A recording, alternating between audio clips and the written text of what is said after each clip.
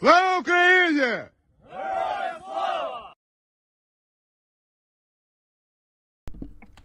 Hello everyone, my name is Paul. Welcome back to the new news. I hope that everyone's having a fantastic night. I hope that you, your family, and your friends are safe. And if not, I do hope that you find that safety and security in the very near future. There has been a ton of stuff that has happened since we were last live, which was 4 days ago. A lot of stuff happening all over the globe, whether you're talking about Ukraine, you're talking about Europe, the Middle East, Africa, Asia, it doesn't matter. There's just a ton of stuff to cover, as you can certainly see by tonight's map. And so with that, let's please keep in mind a lot of the things that do make the news aren't necessarily good things. A lot of this stuff has to do with war and catastrophe and pretty terrible things altogether. So please be sure to check out the video description and check out all of the wonderful organizations that are down there, all of which go 100 or 70% or more of the donations that they receive go directly to their programs, meaning they go directly to helping people, with 30% or less going to things like salaries and administration's costs. This is how we are the news that goes back. 100% of everything we do here is charity. We're never doing any kind of super chats. We're never doing any kind of merchandising, any monetization of these videos for personal gain. 100% of everything that we do here as the new news team is going to be for charity, will always be for charity, and at some point we will actually be putting, once we are large enough, be putting donation streams, fundraisers directly onto these streams every single night that we're live. So please be sure to check out the video description. There's a ton of organizations. If you have more, please send more to us. We're constantly looking to expand that list. We want to fill up every character in the description, and we want to overload our website as well, which is also in the description with those as too. So please send us a link and a short description of what they do to either myself or another staff member, so we can get the vetting process started for those. And if you can't give a lot to the organizations, give a little. If you can't give anything at all, that's okay too. One of the biggest things you can do for us here at the New News is make sure that you are helping us kind of grow this channel.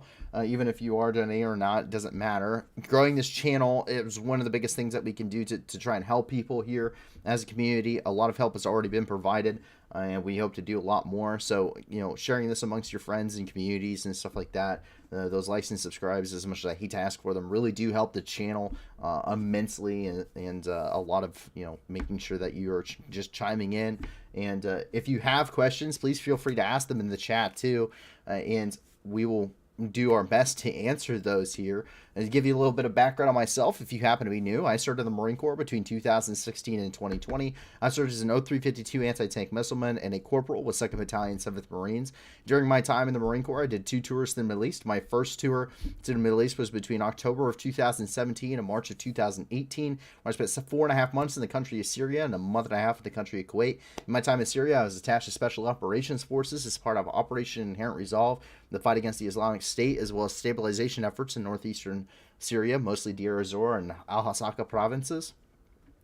I also, of course, during transition, spent some time in Kuwait, just going back and forth to and fro country. Came back to the U.S., ran an armory for about 2.5 years, where I was the non-commissioned officer in charge of the Weapons Company Armory, as well as dealing with my own MOS and making sure that all weapons receive their maintenance, doing logistical tasks as well, and generally just shipping, embarkation, and whatnot. And then went back to the Middle East, October of 2019 through March of 2020. Then I was attached as a Javelin team leader to the Crisis Response Company out of Kuwait. During the New Year's of 2020, I actually was one of the 100 Marines that went and responded to the Baghdad Embassy complex, oversaw all anti-armor operations over the Baghdad Embassy, and provided security and assistance before being sent down to Saudi Arabia, where I trained Saudi Arabian Marines preparing to deploy as part of the Saudi coalition to Yemen. I am a subject matter expert in anti-armor warfare and armored doctrine. I'm also a fully cross-trained machine gunner, a fully cross-trained rifleman, and partially cross-trained radio operator, as well as a CLS, or Combat Lifesaver Certified Marine, meaning I've received additional medical training in order to assist Navy corpsmen, and I do have real-world experience providing treatment to trauma patients. And outside of that, try to remain very well-rounded. Though I claim not to be an expert in any of that stuff, I do have an interest in history, science, geopolitics, human geography and whatnot, but doesn't matter, because I always request that you as a viewer, please do your own research. There is no substitute. Not everyone has everything, and so making sure you're doing your own research as a viewer is very, very important, and I cannot emphasize it enough. Please do not believe everything you hear on the internet from somebody, folks.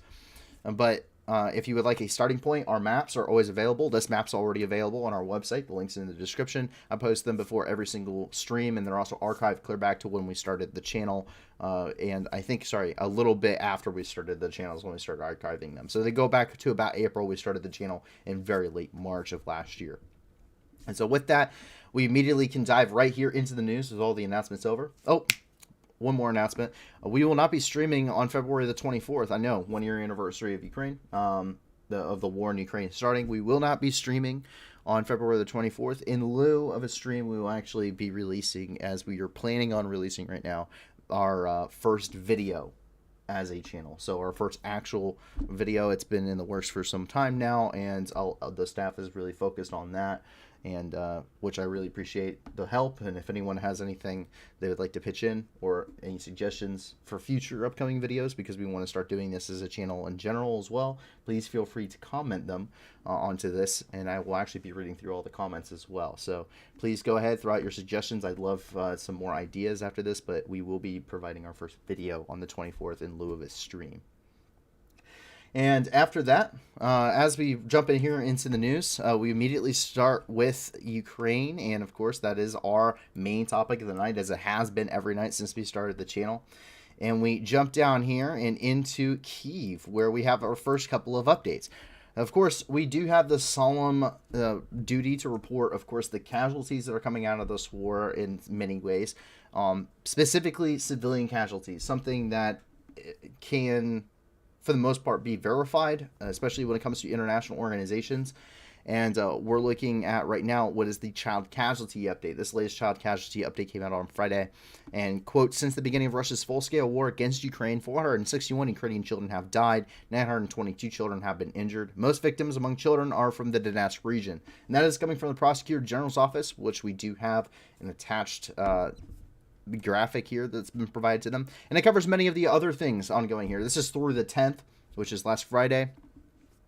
68,893 crimes of aggression and war crimes. This is based off of international law, while 16,797 crimes against national security have so far been recorded.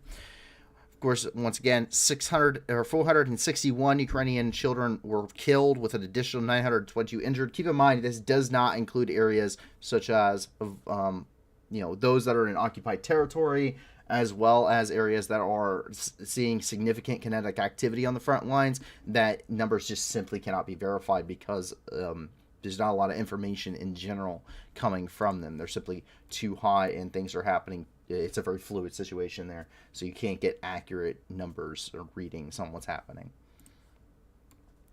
Fortunately, another massive missile attack did occur on Ukraine. Quote, due to today's massive missile attack, there are hits in thermal and hydro generation facilities, as well as high voltage infrastructure in 6 regions of Ukraine. As a result, emergency power outages were introduced in many regions. The most difficult situations in Zaporizhia, Kharkiv, and Klemensky regions. And that's coming from German Galashenko, who's the Minister of Energy for Ukraine. Additional information coming out, several different quotes. Quote, during the morning, a Russian missile strike on Ukraine, air defense forces shot down 10 missiles in the Kiev region and 13 in the Odessa region, coming from regional military administrations. On February 10th, during a massive Russian missile attack on Ukraine, several high-voltage infrastructure facilities were hit in the eastern, western, and southern regions. As a result, emergency power outages were introduced in some regions of Ukraine, coming from the National Power Company of Ukraine Energo. And, quote, on the evening of February 10th, Ukrainian air defense forces shot down 20 Iranian Shahed 136 and 131 drones used by Russian troops in different regions of Ukraine, coming from the press services of the Air Force Command of the Ukrainian Armed Forces. We do get some of these coming out. Of course, Ruslan Stefanchuk commenting on it. He is the basically the chairperson of the Verkhovna Rada, which is the Ukrainian parliament.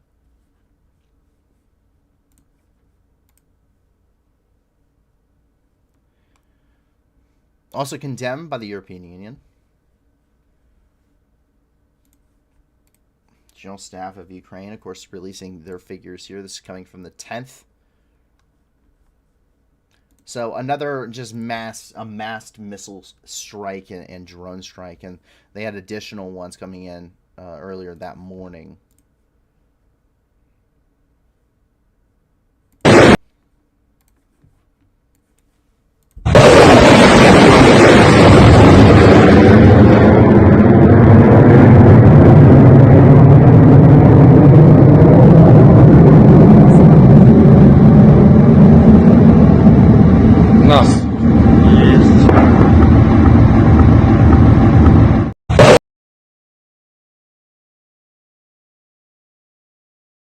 Those were from some of the air defenses that were coming out. Oh, that's the same video. Whoops.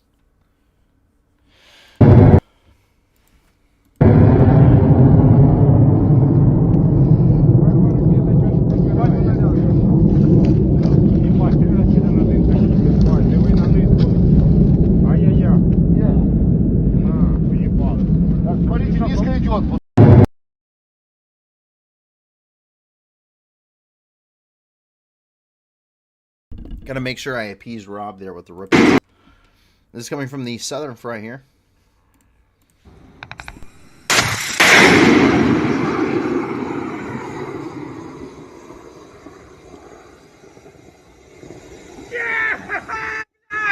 Yeah.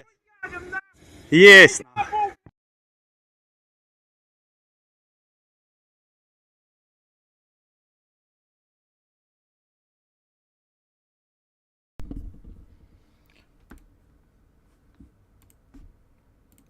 And we're seeing these strikes hitting just all over Ukraine. I mean, as you can see here.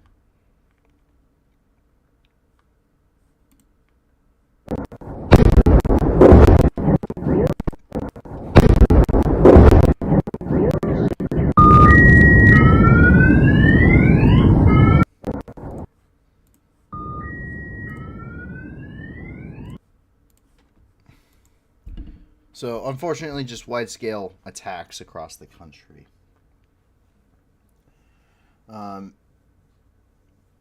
Barbara Christina says she's glad that she caught us. I keep up to date, but not live. And it's currently 3:23 there in the United Kingdom. But you usually can't sleep till early morning. I am sorry, but I also very much feel you on that, Barbara. But it's always happy to see you come here. Always happy to see you here, and everyone that joins in here. Tim Epps, Bookham, everyone that jumps in here on the regular. Bookham 40 says missiles, how many balloons? In reference to all of the unidentified flying objects and spy balloons that have been spotted over pretty much the entire North and South American continent over about the last week and a half now. Not a very fun time, but also not surprising either. Apparently, Canada just shot down, Canada requested that a U.S. Marine Corps F-35 shoot down one over the Yukon Territory, apparently. And they're currently working on recovering that. And another one is being recovered from the polar ice sheets down up in the Bering Straits of Alaska. So that's probably not the most fun recovery. I feel sorry for whoever poor Coastie has to do that job. Because they aren't exactly it's not exactly the pleasant time of year for that.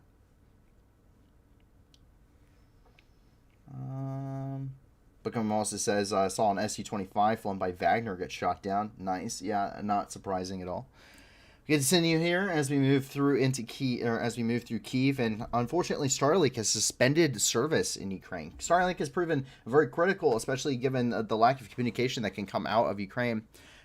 Because a lot of their infrastructure has been destroyed or has been attacked by Russian forces doing cyber attacks. Russia has been known to have very large investment in their cyber warfare capabilities, though it seems to be a little bit more hyped up, similar to how their troops actually were prior to the war. Just in time for the upcoming Ukrainian counteroffensive, Starlink has announced that they will end their services for the Ukrainian military to avoid weaponization of the Starlink system. Coming from Defense One, I don't care about these ads, so we're going to move on immediately from that.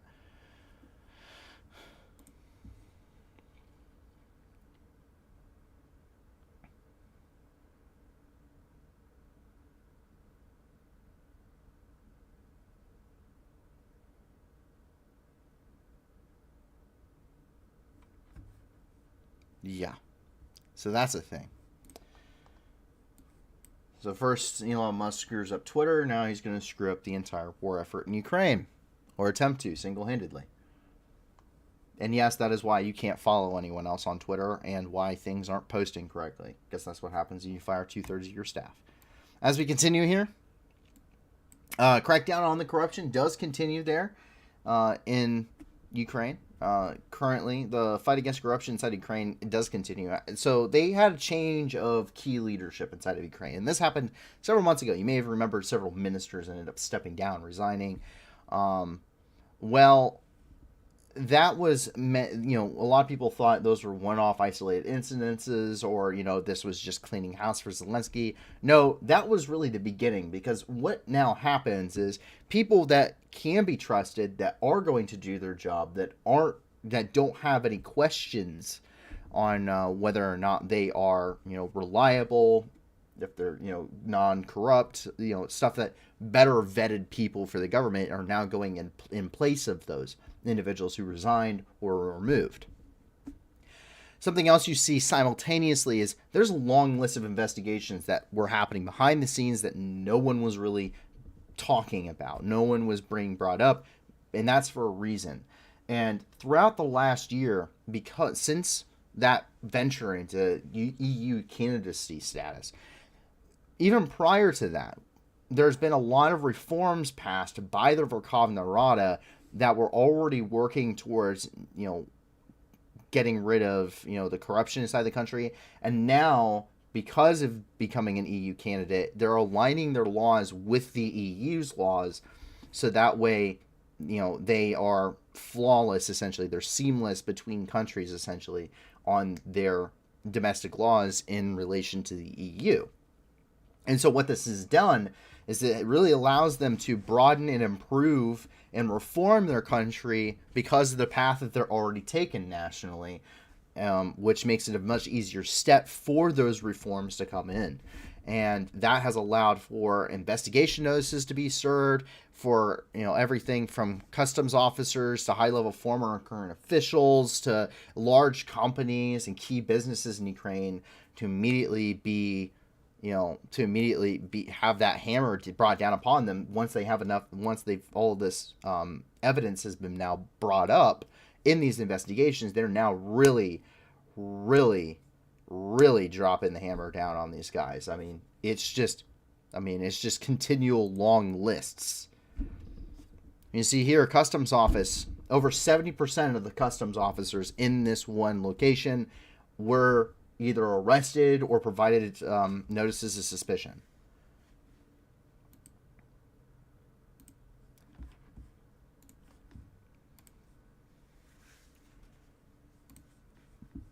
For oligarchs,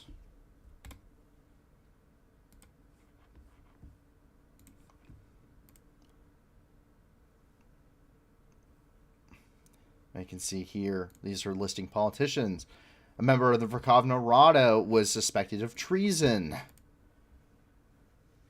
Really trying to get rid of, report suspicion of pro-Kremlin propagandists.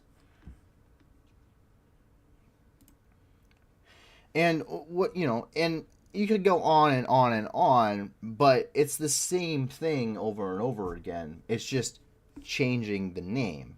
It's a lot of people who have been corrupt, and this is something Ukraine has very much admitted to having an issue with for a long time.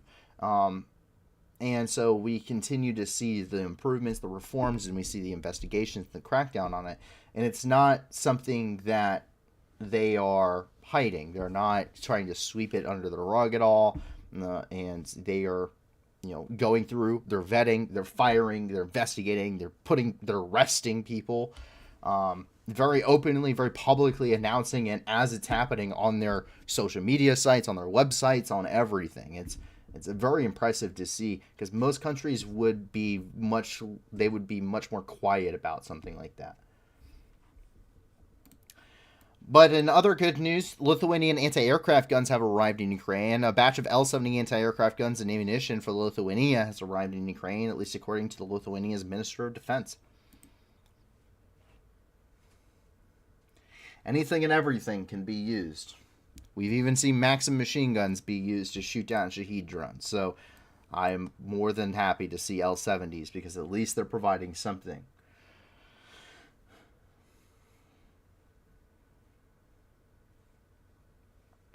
We continue here and we move over into Kharkiv, which 8 people were injured in a Russian barrage. Quote, Russian troops shelled the Kharkiv region on the morning of February the 10th. As a result, 8 Ukrainian citizens were injured and hospitalized. And this coming from Ole Subinov, the head of the Kharkiv Regional Military Administration. And we can see this is coming from a child's playground. This is coming from the 10th. These were S-300 missiles. Sorry, that has copyright music. These were S-300 missiles, which you can now easily see there. That is a perfectly intact S-300 missile, which is now careened through the air and is currently sitting there as live ordnance.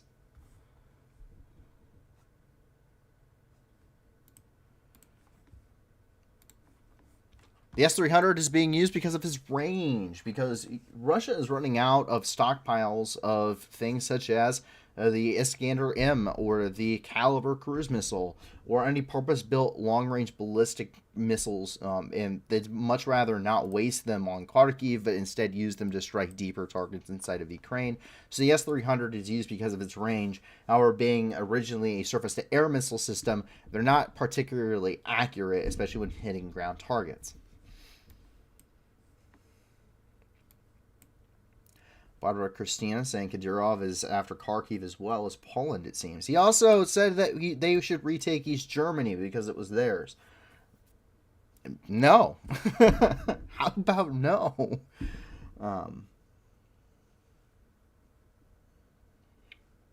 Bucket 40 asks, what's up with National Guard of Ukraine being reorganized into 8 separate brigades? Is it for future offensives?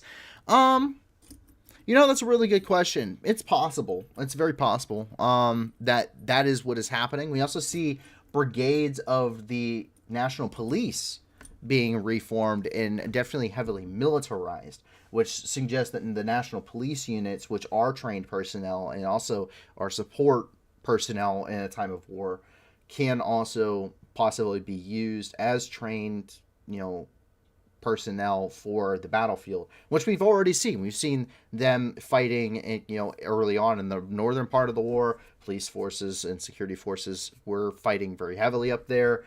We see them still being reported as fighting in places like BAKHMUT and other heavily embattled areas on the front lines within their sectors of responsibility as police officers. So they're fulfilling the duties the military is also fulfilling. Basically, any government agency or volunteer that can is fighting right now, or is preparing to. These National Guard units are being reconstituted because one, it could be twofold.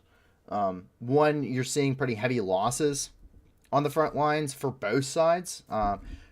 If you go by the Love's Doctrine, based off of the type of warfare we're seeing, it's about, for every, when you're looking at Russian losses, you're also looking at about 2/3 of Ukrainian losses as well, based off of the war of attrition we're seeing here. That's a good rough estimate to go by. Not that I look at any numbers officially when it comes to the actual military casualties of the conflict, just because they are so probably horrendously off. But you can see that you can see these brigades being reconstituted as they need replacement brigades, because units from, say, Soledar and Bakhmut and places that have seen very heavy kinetic activity are probably pretty battered. Just because of the type of warfare they're seeing. So they could be pretty shattered. Not necessarily routed, but definitely shattered, I think, as a unit. And that could be to replace them while they are being, brought back off of the front lines and kind of reformed, refit, retrained, bring in the replacements. But it could also be for an actual assault. We'll kind of get to that here in a second. But the big thing that we see, what you're really wanting to look for, I think, more or less for the major offensives that we're really looking at taking place, are things such as the 47th Assault Brigade, which is as well as other NATO trained, NATO trained, NATO equipped forces that we're seeing that are built up and are constantly training in areas in the northern part of the country, as well as the troops that are training right now in the UK, Poland, Germany, and other countries throughout the Allied forces. Just because they're rocking M16A4s, they're rocking Kevlar, they're rocking Kevlar plates, actual purpose-built plates. They're fresh troops. They have NATO equipment, NATO vehicles, MRAPs, armored personnel carriers. They are using NATO radios, NATO sights, NATO night vision equipment. Really, Ukraine's version of NATO forces. Their officers just returned from Poland from being trained by NATO officers and wargaming with them, and clear down to the second lieutenants, the platoon leaders. And their NCO corps as well, their armored corps, basically everything is being comprised into these certain assault brigades, or what they're calling them right now. And I think that's really what you're getting ready to see for the big counteroffensives that are going to be coming here in the spring. They are going to have still those Soviet-style forces just because of what they have on hand and a lot of it.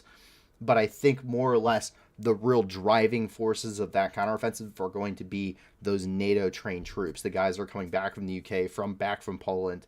The guys are getting outfitted with this new equipment to really be able to strike hard at the Russian forces, which are already demoralized, attrited, and now they're going to be looking at facing fresh, much better equipped forces than what they've been fighting for the last year.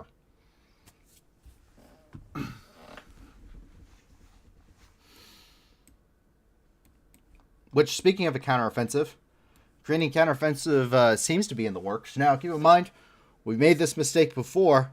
If you remember back in August, we were looking at the Kherson Oblast going, man, this counteroffensive is going to be nuts. And then they launched it, and we went, wow, that's counteroffensive's nuts. And then Kharkiv happened. I apologize, everyone. I am better, but I'm not feeling 100%, so I apologize. Well, we kind of see the same thing here, possibly. But it looks like a counteroffensive is in the work. There are several videos this week that have surfaced. They're showing very high concentrations of fully equipped Ukrainian troops, similar to those that we saw before the Kharkiv counteroffensive. And we can kind of take a look here. Unfortunately, a lot of these do have, copyright music, so I apologize. We're seeing these dudes, they're wearing their winter camo. But we're seeing large groups of fresh Ukrainian infantry. You can see these guys aren't muddy, they're not dirty, they're freshly equipped, they're ready to go. So it really brings into question, and we can see the M113 there in the back. Are these guys, getting ready? Is there a buildup here for a counteroffensive? And it's very possible Luhansk seems to be kind of the place to go for.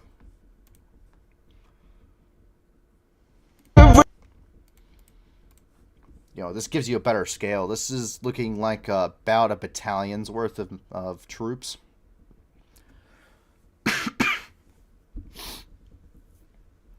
So, reserve chocolate chip camo. You're looking at about a battalion's worth of forces,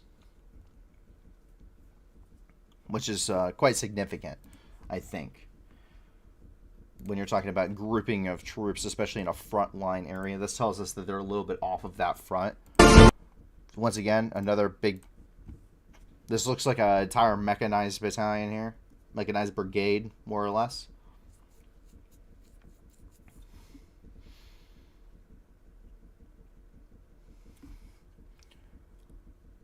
I mean, that should be a really good indicator. Wait a second. Am I seeing what I think I'm seeing? Yes, I am. So, this is kind of what I'm talking about. You see here, it's not 100%, but this is what I'm talking about. This isn't the 47th, because we know the 47th have Bradleys. They're training on the Bradleys right now. But this really makes you, gives you the look of these guys. Some of them, obviously, battle hard. Some of these guys are definitely veterans, have been. This is probably, like, this guy's probably an NCO.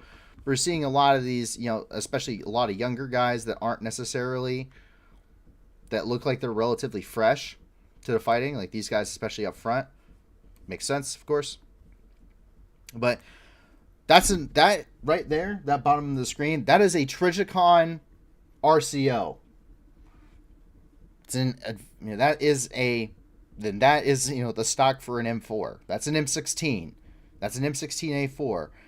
That guy is rocking an M16A4. Most of these guys are rocking M16A4s or some kind of 5.56 rifle. They are all wearing SAPI plates with ceramic SAPIs.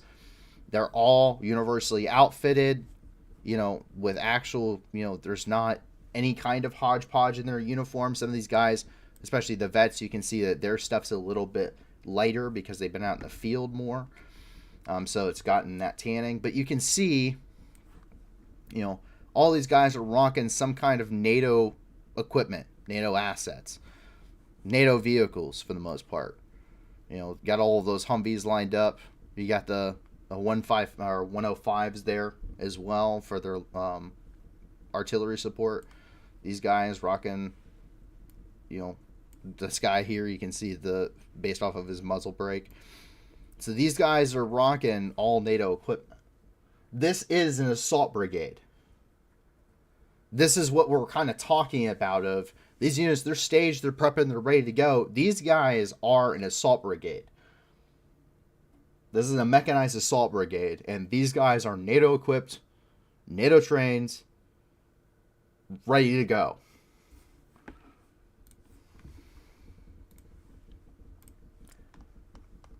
So, once again, that seems to be what's shaping up here, especially when you're looking at the push there to Crimea. And then there has been a lot of talk, especially coming from SYRIA, who is the head of the Luhansk Regional Military Administration, aka the governor of the Luhansk region. He stated that there was a pretty heavy assault, especially by VDV forces, coming from Crimea, as well as against the Belogorivka, which we've seen some fighting taking place now. Belogorivka is kind of their toehold here in this sector of the Luhansk Oblast, with everything else being across the Seversky Donetsk River. But we're really looking at probably a pretty major offensive getting ready to kick off here very shortly. But that buildup is going to take significant amounts of time and resources. This isn't something that happens overnight.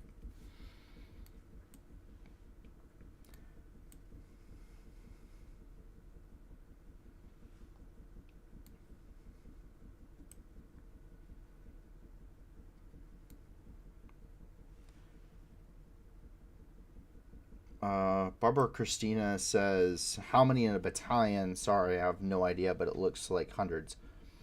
Oh, there we go. Riley's already working on that. Battalions consist of 4 to 6 companies, typically include anywhere from 50 to 100 to 1,000 troops, or 500 to 1,000 troops. Yes, mechanized battalions will be smaller than infantry battalions. Infantry battalions comprise of about 2,000 troops, 1,000 to 2,000 troops. Companies comprise of about 200, 250 per company. Usually 4 to 5 companies per battalion. At least for like the Marine Corps, that's pretty much where we're at as an infantry battalion, which is technically a light infantry battalion. So pretty, so you're talking about several thousand, groups of 1,000 or so, 1,500 troops or so in any given situation. But mechanized battalions are going to be the smaller ones because they're more reliant on their vehicles, less so than infantry. So they're more compared to, if you're looking for an American equivalent, I know that you're not American, but it might be a little bit easier for you to look at than think a Marine Corps LAR, light armor reconnaissance, like battalion. That'll probably give you an idea. Coming down here to into the Bakhmut area, unfortunately, there is confirmation that Krasnohora has been occupied by Russian forces. Sent Defender first posted this. giving us some of those map outlines, Krasnohora around Paskovia. And we do have that confirmation here, showing Russian forces on the outside. So, once again, situation in Bakhmut is getting very tense. Heavy fighting is continuing around the city, especially on the outskirts. Get some footage there.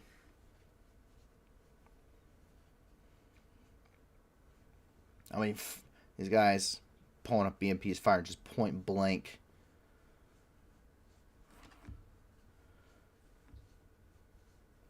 He's opening it up with that 14.5 millimeter, and it's just ripping through that house, or what's left of it. But you're talking about very close-in engagements.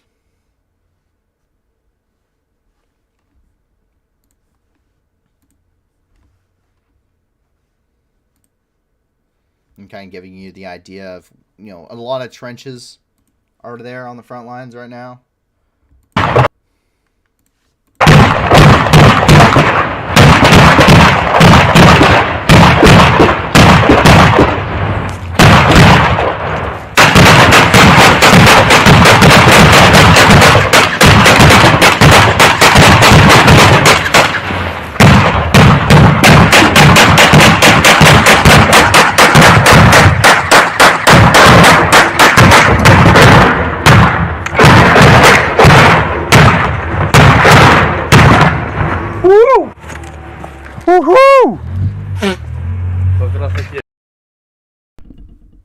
Whoever's on the receiving end of that is having a very, very bad day.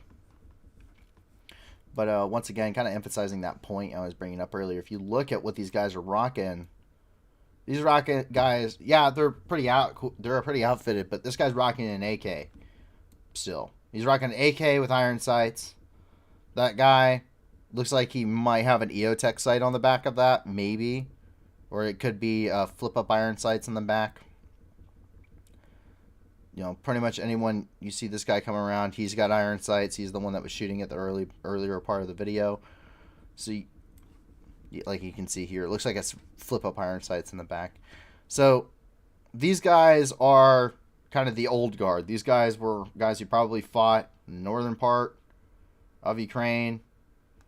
Saw some pretty significant action there. But these guys, the guys that are on the front lines now, aren't the ones that are the NATO guys. These are just the battle-hardened guys. They've been doing this a while, so they kind of know what they're doing.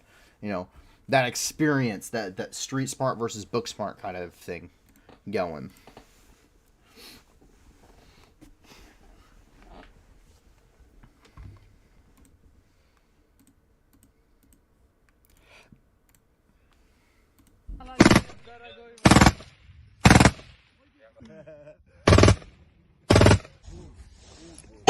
Шумок! Да. А что там? Бодя.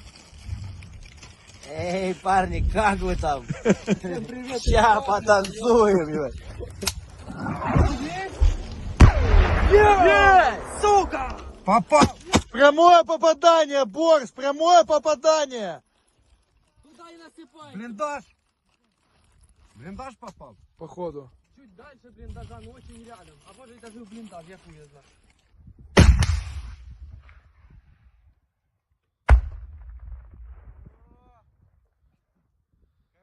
Ну шо, ребятули, так и живем. Все будет Украина. Мы всех пидоров убьем. Looks like he took kind of a little bit of a beating there.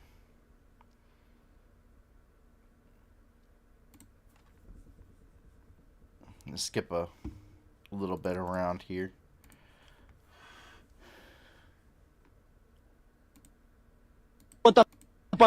Ah, yes. The sound of the freedom cow.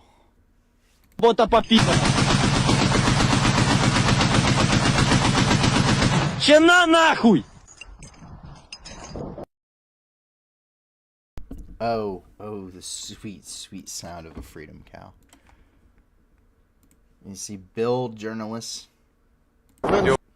This is Build journalists. They're here and they covered your shelling. Let's go. Тут такое дворам просто задал.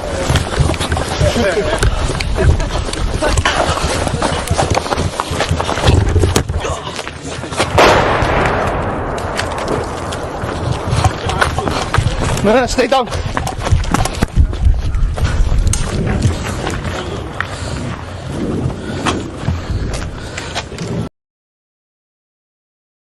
Yeah, that'll make you pucker up a little bit. Carrying helicopters still operating in the region.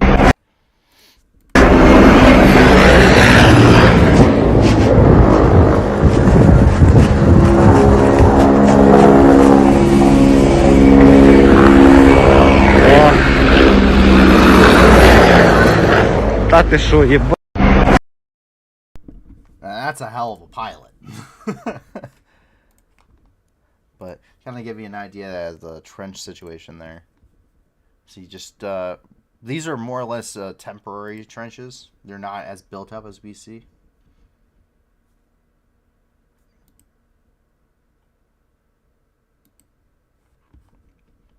Definitely not as what we as we've seen in the past in some of those quieter sectors in the front. Answer some questions coming through here. Barbara Christina asks, how will British Challenger 2s do when they go to the front lines against the so-called best of Russia?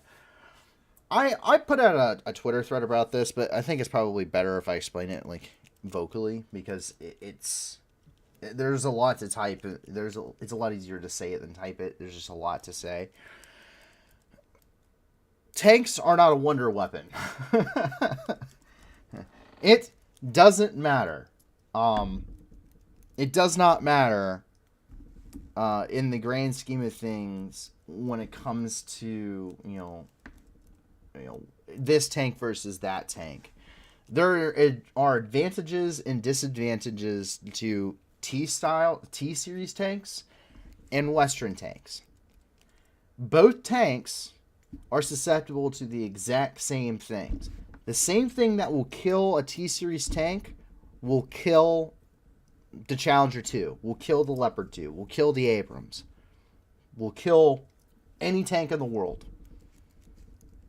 That's why I have had to study Western main battle tanks just as much as Eastern main battle tanks. They don't care. You have to know how to kill both, because the same things will kill both.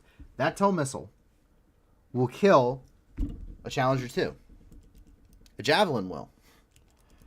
Just as a Fagot will. Or just as any kind of Russian, ATGM, tandem charge ATGM, I should say, can also kill any of those vehicles. They're susceptible to the same things. Steel on steel, heavy, large caliber artillery, tandem charge warheads, landmines. In a tank-and-tank engagement, the thing that determines who wins, statistically speaking, is who gets to fire first. And the difference between Russian versus Western main battle tanks is main battle tanks for Western countries, generally speaking, they have better optical suites. And they have better, gun sights. They have fire control subsystems with them. Everything is pretty much electronic inside those systems, which makes it much easier for the gunner, which means you're more likely to see your enemy first and shoot them first, but also you're more likely to hit them the first time and not have to worry about doing follow-on shots, which is, in combat, that's the important thing.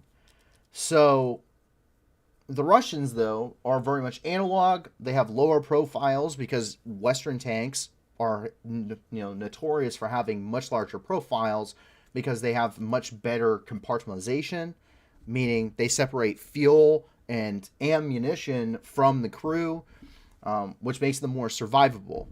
So it's harder, in theory, it's harder to hit a Russian tank in a tank-and-tank engagement, but if they are hit, the crew is not coming, more than likely the crew is not going to survive to crew another tank. In a Western main battle tank, you knock out the tank, more than likely the crew will survive because it has blowout panels. They're separated from the ammunition. They're separated from the fuel. You know, they have interior armor belts, kind of like the Citadel on a capital ship. So it makes it more survival. So they can leave that tank and they can go crew another one, whether that be T-Series or Western. That's really the big differences. Both of they all are susceptible to the same things, but Western made battle tanks in theory are better for X reasons, but Eastern tanks are better for other reasons. I mean, they have a lower profile. They can fire at a higher fire rate than most Western battle tanks can in a sustained engagement. They're mostly analog, meaning they have less chances of having some kind of electronic failure that could cause serious battlefield decrease in performance.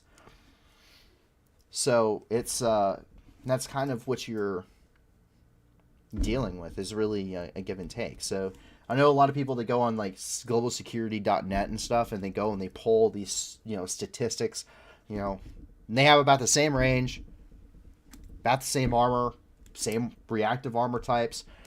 We use the trophy systems. Russians use the arena cast. Never seen the arena cast work this entire time. I know the trophy system has at least some kind of effective rate, but it could just be because their arena cast is not upkept, like most of their equipment is.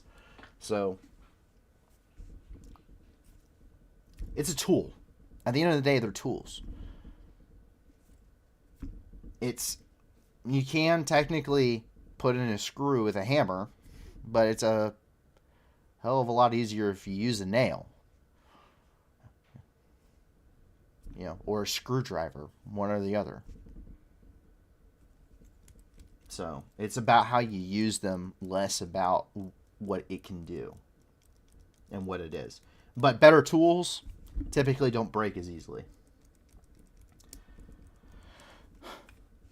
So I hope that kind of clears it up. Bookham Ford says, this war showcases the difference between a force with a professional NCOs and one where junior officers with little training face each other. It really illustrates, there's a lot of, if you look at the war, Russia's command structure is very top-down heavy, so very reliant on officers, and they do not have a strong NCO corps. NCO being non-commissioned officers. NCOs are corporals like myself, sergeants, staff sergeants, things like that. They're the ones that make sure things get done. So officer gives orders, NCOs make sure those orders are carried out and can take leadership roles when in absence of an officer, which means that usually stronger NCO corps are ones that have the ability to have more leadership independence and therefore can make split-second immediate decisions on the battlefield based on what they're seeing, as opposed to following direct orders to a T, which can lead them into situations that they cannot necessarily overcome because they can't be flexible. I was told to attack this position, so I'm going to attack this position, and even though there's enemies on my flank, my officer will deal with that. Strong NCO corps will see that and be like, I need to establish a base of fire on my left flank to allow for a maneuver element.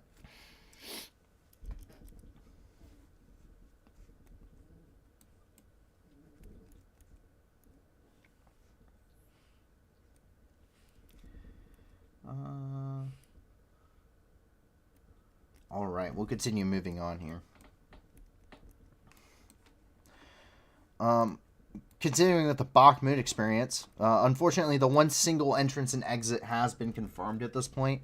A very recent video released shows the destroyed bridge across the Seversky Donetsk Canal here, just outside of BAKHMUT, verifying the previous statements that we did relay on our last stream about there being only one entrance and one exit for Ukrainian forces.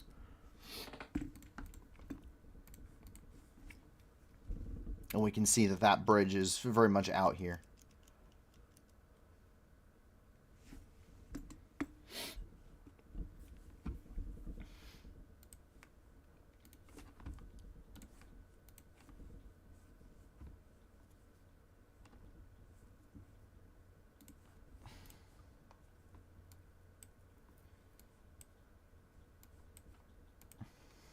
However, Christian SS NCO is highly respected in the British Army, considered its backbone. NCOs, the NCO Corps is considered the backbone in the U.S. military as well.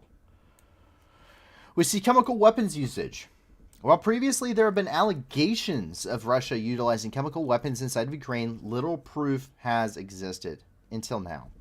Russian forces posted online a video of them using a drone to deliver K-51 hand grenades in the Eastern Front. The K-51 hand grenade is specifically a CS gas grenade, meaning it uses riot or tear gas, which is causes irritation of the lungs, nose, mouth, eyes, and other basically anything that's in your face and that you breathe in. Severely impairing the vision and breathing of the affected personnel. While authorized for limited use in dealing with protesters and riots domestically, CS gas use in warfare is strictly prohibited under the convention, under the Chemical Weapons Convention, or CWC, under Article 1, General Obligations, Part 5.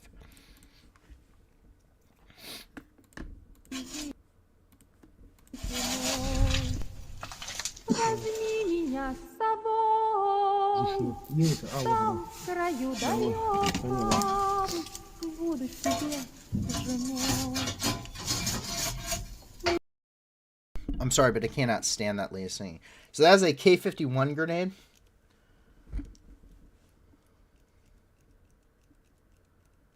And we can see its use here.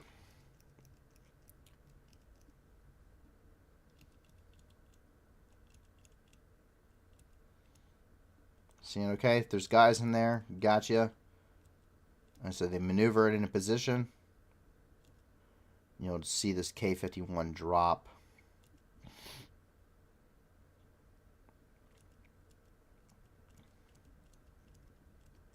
And you can start seeing that CS gas start billowing out very quickly there. Now, it's non-lethal. I mean, it can be very lethal if you use it in enough quantities because it will suck the oxygen out of the room if it's closed and not ventilated.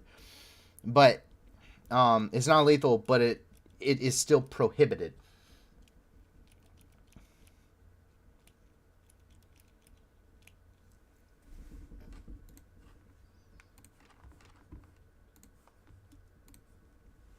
And we can see here, this is coming from the OPCW,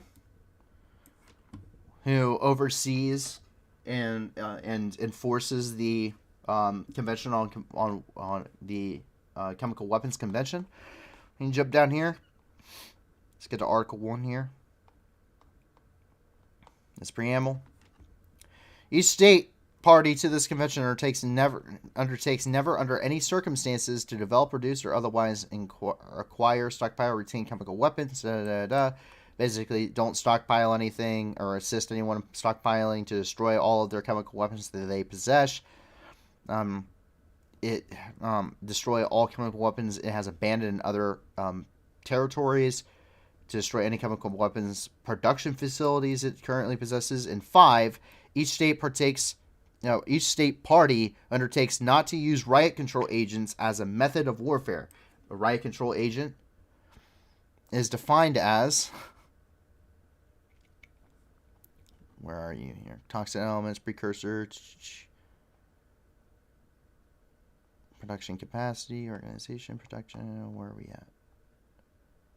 Riot control agent means any chemical not listed in a schedule which can produce rapidly in humans sensory irritation or disabling physical effects which disappear within a short time following termination of exposure, aka CS or riot or tear gas.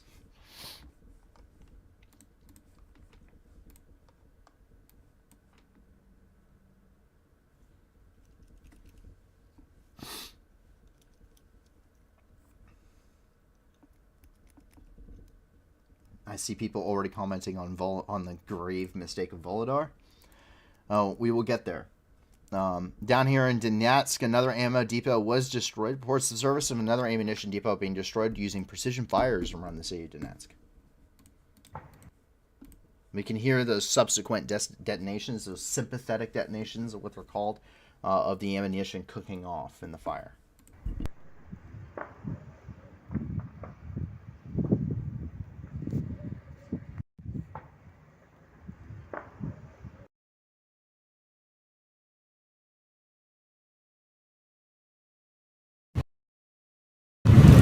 Я того рот ебал нахуй. Сейчас.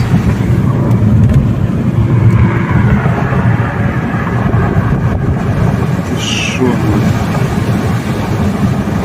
За лучом вот эта вот хуйня, какой-то склад, или что это, блядь? Бля. Ебать. Ебать. Что ж там, блядь, горит так, нахуй? Ты чё, нахуй? Дома, ля, горят. Дом горит, да, бля. If he wasn't dead, he'd be getting fired. Widows of mobilized men get, well, fur coats, apparently. After losing their husbands and sons, these women are pleasantly surprised in Donetsk after a filming crew came bearing gifts. Each woman was awarded a fur coat. After the filming was done, each coat was confiscated not to be seen again. The story keeps developing because, according to a Ukrainian small business owner, these fur coats were stolen from a store in Kherson during the occupation of the region.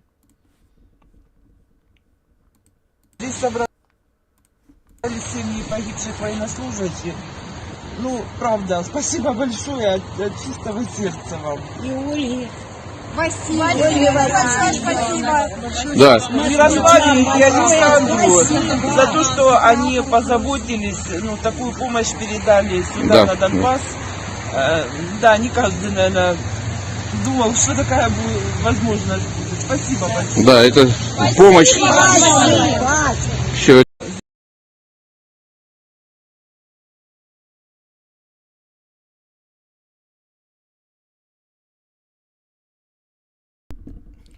Yep.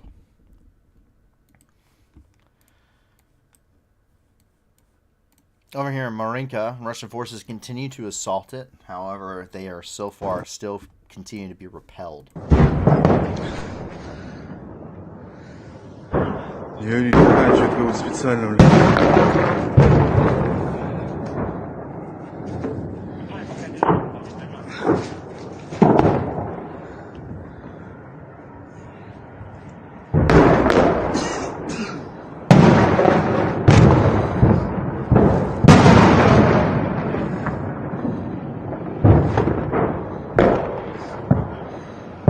Нихуя фосфор. Фосфор, блин.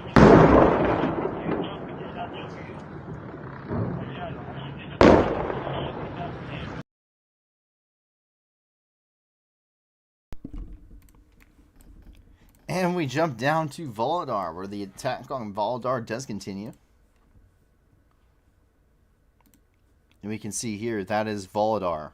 That's what it currently looks like. You can see it's just black with mud and shell craters. And you can see Volodar versus the rest of the front. Really kind of emphasizes just how many artillery shells are being fired.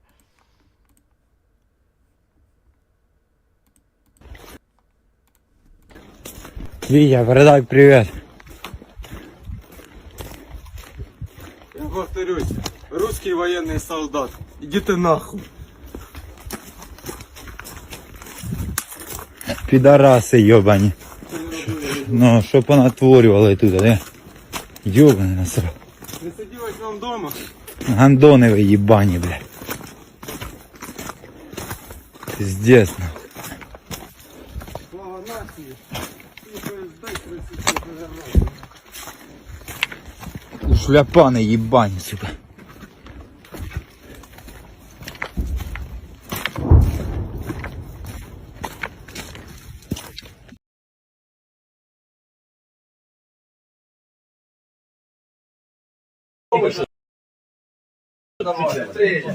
Сейчас принесе. Давай, Мася! снимай, все нахуй. Двигайся и вытаскивай из карманов.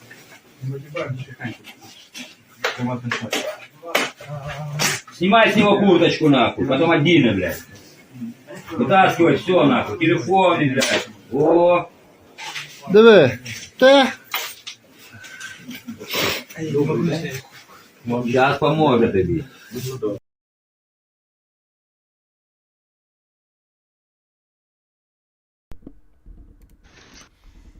And we can see the remains of some of that disastrous attack. So Tim Epps says I would break it down a little bit more.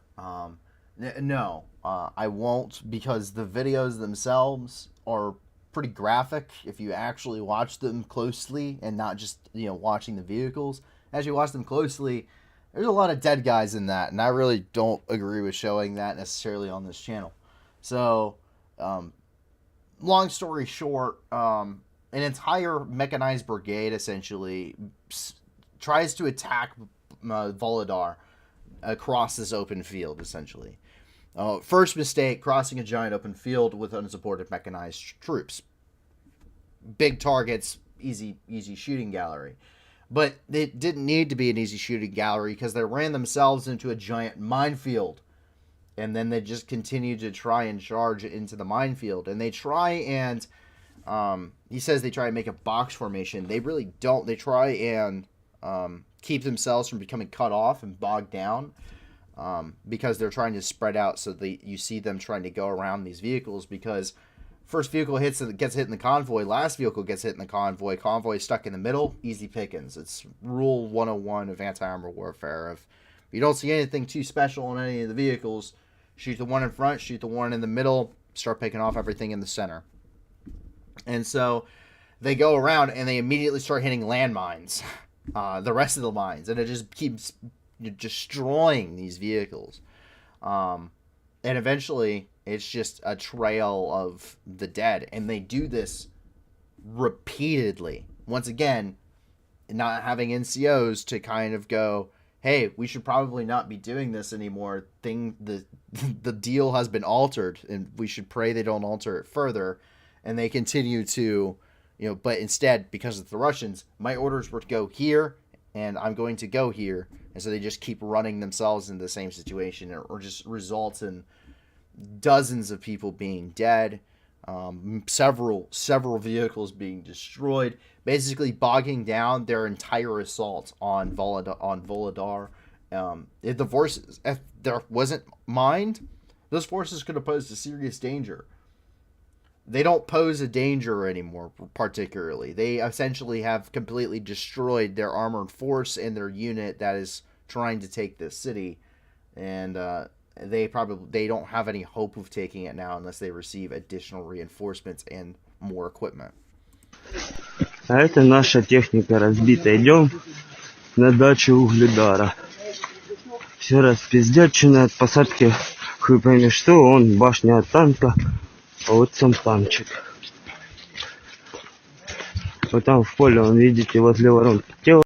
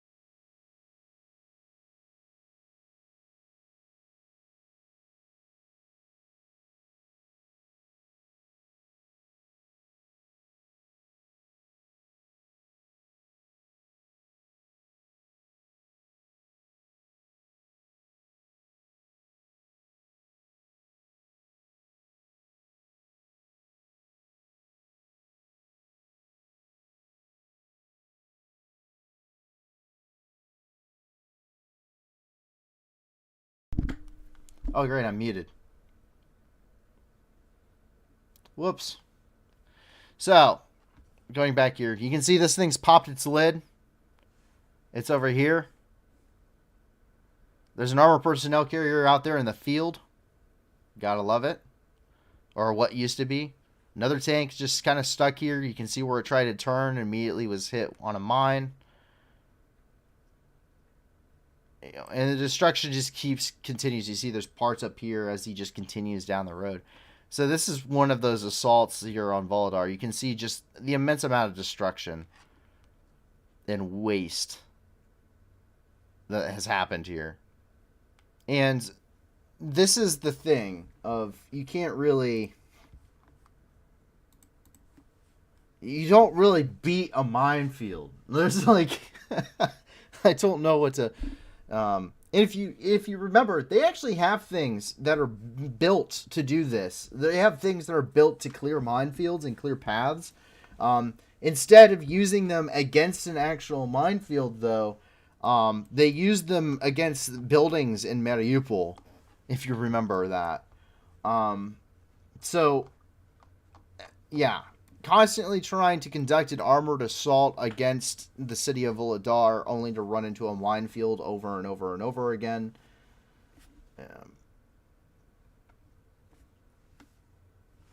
Usually not going to work out in your favor.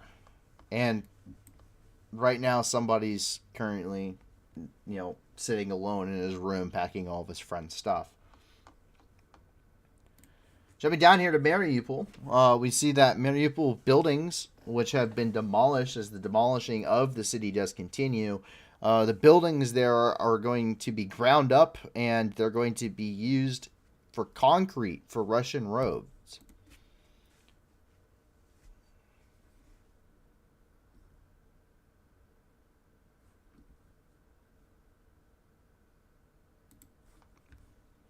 Coming from Medusa. Out of Melitopol, Ukrainian forces ended up striking the Melitopol airport using long-range precision-guided munitions.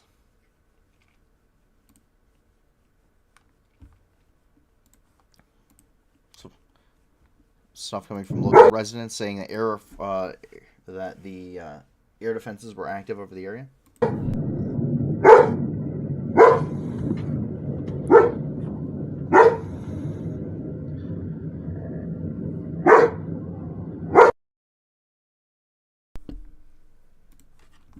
As being used as a major base of operations for the Russians.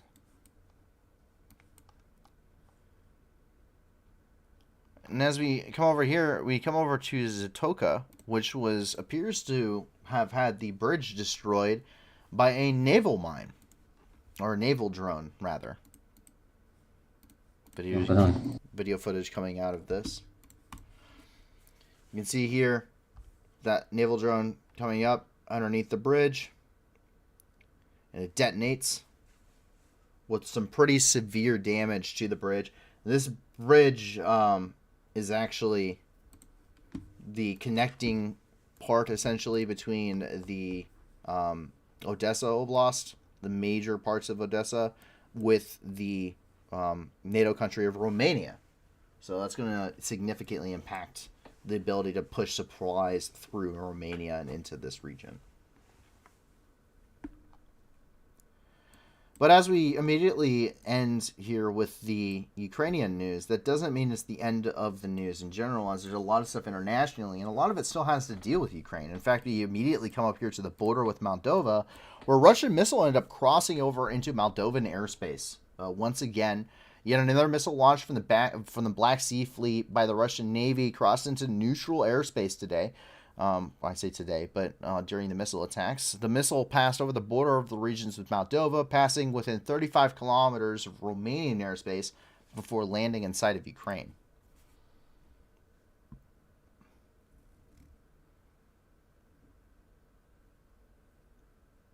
Coming from the Romanian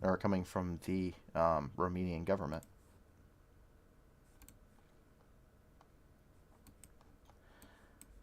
I'll jump up here and into Belgorod Oblast here inside of Russia.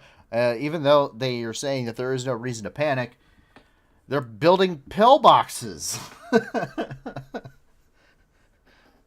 and concrete road checkpoints. Not even good ones, by the way. This is not even a good CCP. Sorry,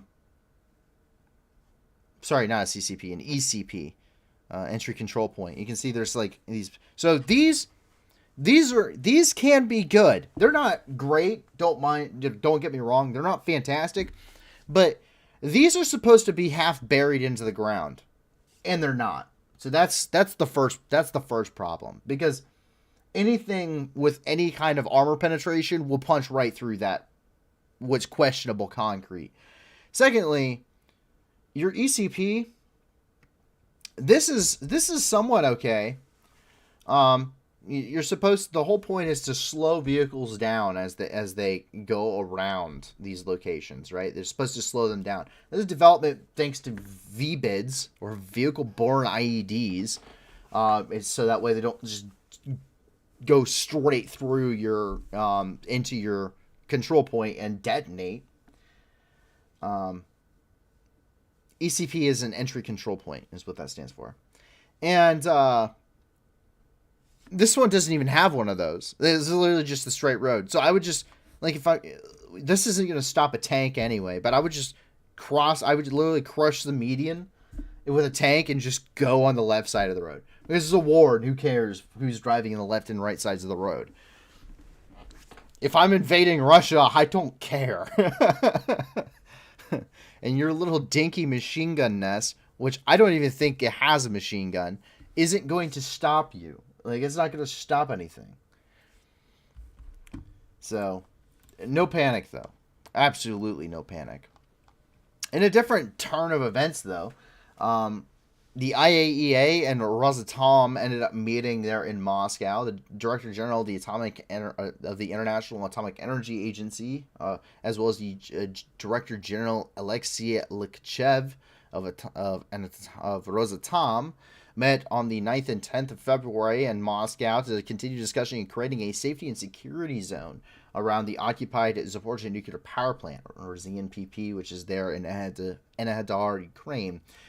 While shelling of the plant has been significantly less since a permanent mission by the IAEA was established there, security concerns still remain.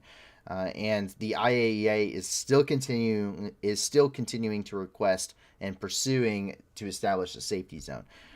During the initial inspection of the power plant, it was confirmed that the plant was being used as a Russian military facility, with vehicles and equipment being housed inside of the reactor turbine rooms. Coming from Rafael Grossi, who is the Director General of the IAEA. And you can see he is thrilled to be there.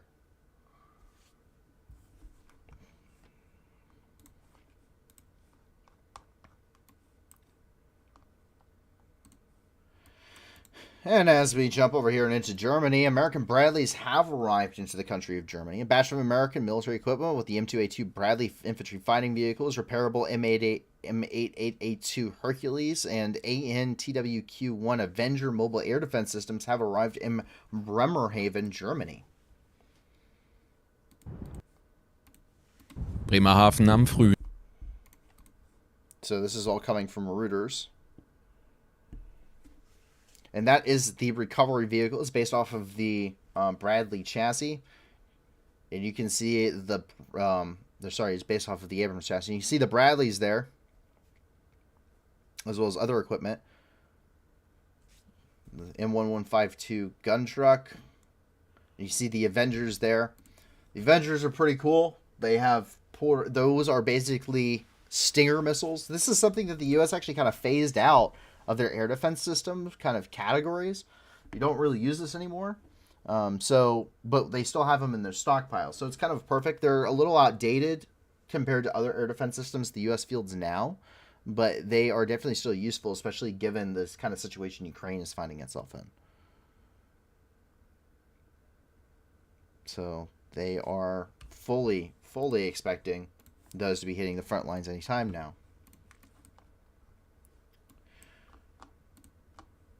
Coming out of Great Yarmouth in the United Kingdom, a World War II era bomb ended up exploding. It was exploded on Friday in what authorities called an unplanned detonation. That is the understatement of a century. Officials first became aware of the 250 kilogram or about 550 pound bomb on Tuesday, February the 7th, when a contractor who was doing dredging work in the River Yar discovered it. According to a news release from the city, emergency services and local authorities declared a major incident and activated emergency plans. An explosive ordnance device team, or an EOD team, disposal team, was also summoned to the area. The roads were closed and an immediate area was evacuated. On Friday, work began to disarm the explosive remaining in the device, but somehow it ended up detonating instead, causing a large explosion that was captured on video or by a police drone.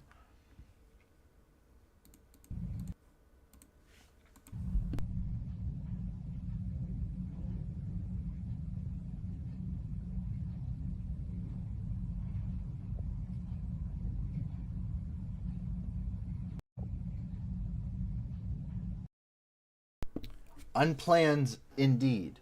Now, obviously, they took a lot of security precautions, so there's little to no damage as a result of this. I say little to no. But keep in mind, this isn't uncommon, especially throughout Europe. It is pretty uncommon that something like this happens in the middle of the city, but you have to remember, over 400,000 bombs were dropped on the United Kingdom throughout the duration of World War II. So this is not crazy to think about when you consider how many of those were possibly duds. There's certainly many more.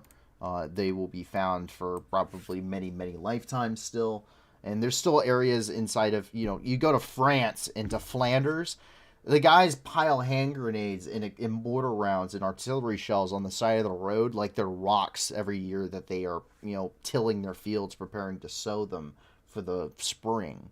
There's parts of the Ardennes that are just so heavily, there's so much unexploded ordnance, they don't even let EOD teams in there because they're like, you kick a rock and it could blow up this entire forest. There's no hope of survival here. Just, you're not allowed to go. So, it's pretty crazy, but it's definitely, that's just kind of the reality of an area that's been racked by very brutal wars.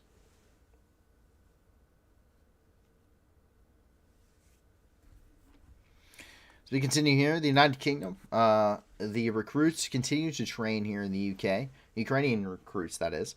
They're training under a coalition of allied instructors in the UK. Artillery units, tank units, pilots, and infantry alike are all training in the basic advanced skills required to operate as a cohesive unit and master the weapon systems as well as doctrinal tactics so they become efficient killers within the battle space. Mastering basic concepts, marksmanship, tactical training, medical training. You see TCCC being done quite often, like what we see here. Conducting those basic training skills. High level commanders coming out, checking on their progress, overseeing these programs. Trenches have been dug, the whole 9 yards of what the basic fundamentals of the infantry skills are going to be. And while this is ongoing, other, we have the ASG 90s or the AS 90s being trained on right now. You also have the Challenger 2s being trained on right now. Helicopter pilots have been in training for a while. And we also see elsewhere throughout Europe where Leopard 1 and Leopard 2 main battle tanks are receiving their training as well, which we can see here. These are Ukrainians training on the, appears to be, if I can get a good look here, it is a Leopard 2. These are reportedly Ukrainian crews training on the Leopard 2.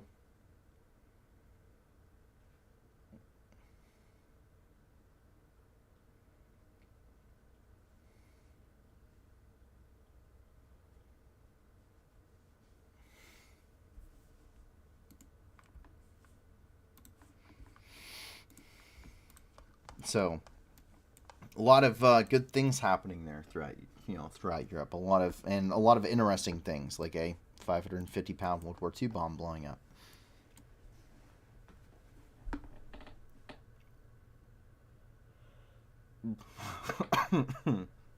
Someone commenting on Hot Fuzz. That's a movie I haven't thought about in a long time. Shame.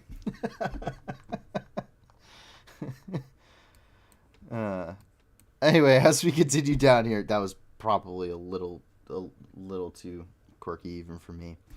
As we come down here, unfortunately, we still have that situation developing here in northern Syria and in southern Turkey when it comes to the earthquake.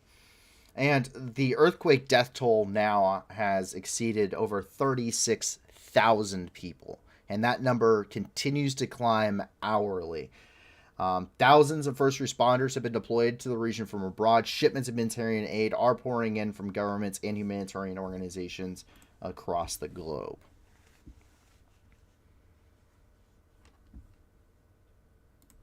Including Jose Andres, of course, who is the head of the World Central Kitchen.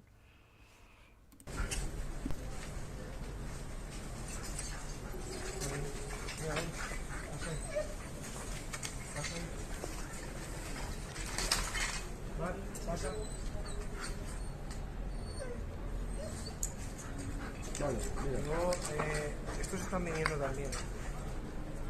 Es que esto me parece un poco raro.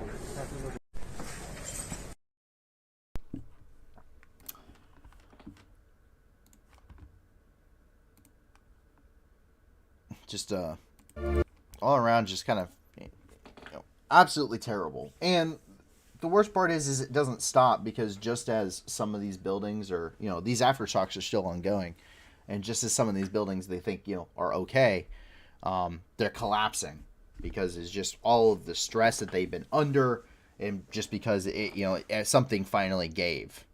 So the situation just continues to worsen. Unfortunately, first responders have been killed because of further collapses.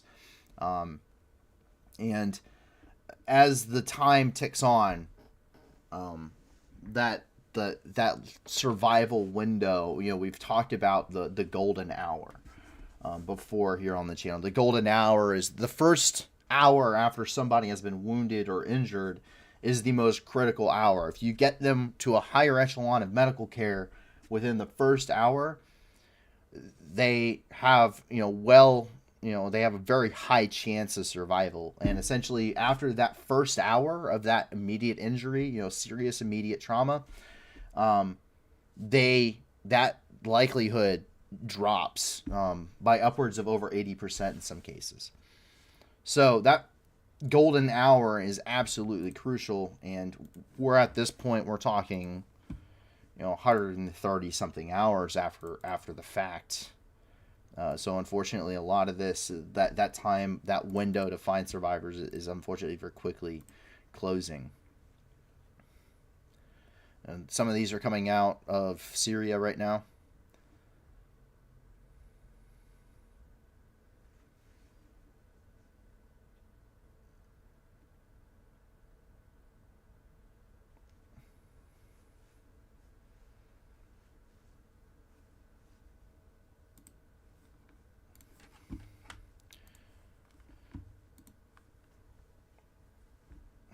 Just horrific situation. Hard, impossible to imagine, truly. It would definitely, if it would be like the apocalypse. I feel like I'm dying. I was sleeping that time. I see something shaking. I heard my wife say, earthquake, earthquake.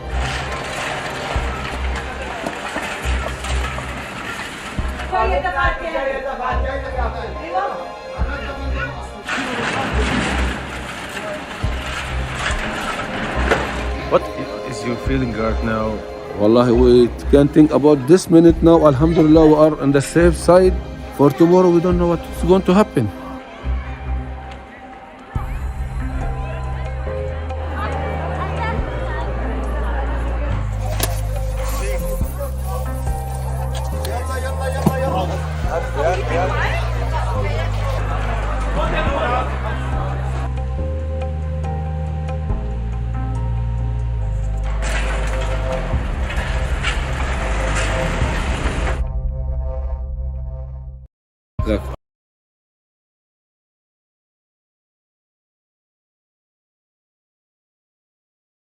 And many, many more things to go through. But as someone already pointed out, A 2-month-old baby ended up surviving in the rubble, and it was pulled out alive and actually fairly well after 128 hours under the rubble.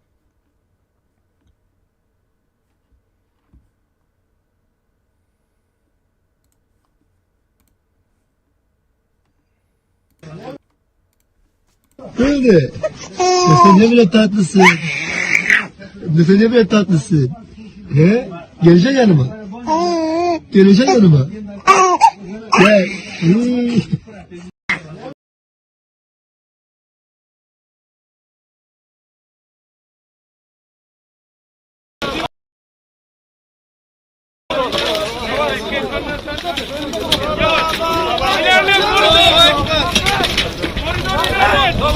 Sakin abi. Al şunu. Yavaş. Yavaş.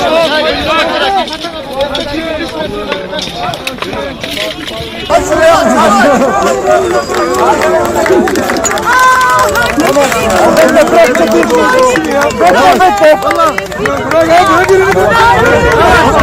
Açın önünü, açın önünü. Açın abi şunu.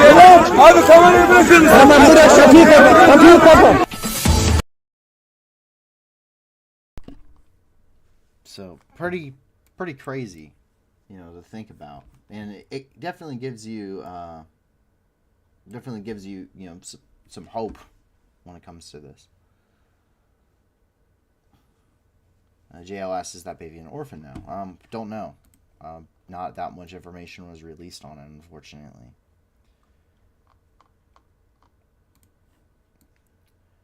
Coming down here and into Ramatalon, a Palestinian man ended up ran into a bus stop full of pedestrians. In East Jerusalem, 2 people were killed and 6 others were injured in a collision with pedestrians. These took place in the Jewish settlement of Ramat. The Palestinian man reportedly drove his car into a bus stop where people were at the time. Several children were among the victims. The driver was eliminated by passerbys. The authorities qualified the incident as a terrorist attack. Israeli Prime Minister Benjamin Netanyahu ordered the immediate demolition of the terrorist house. No one has yet taken responsibility for the attack.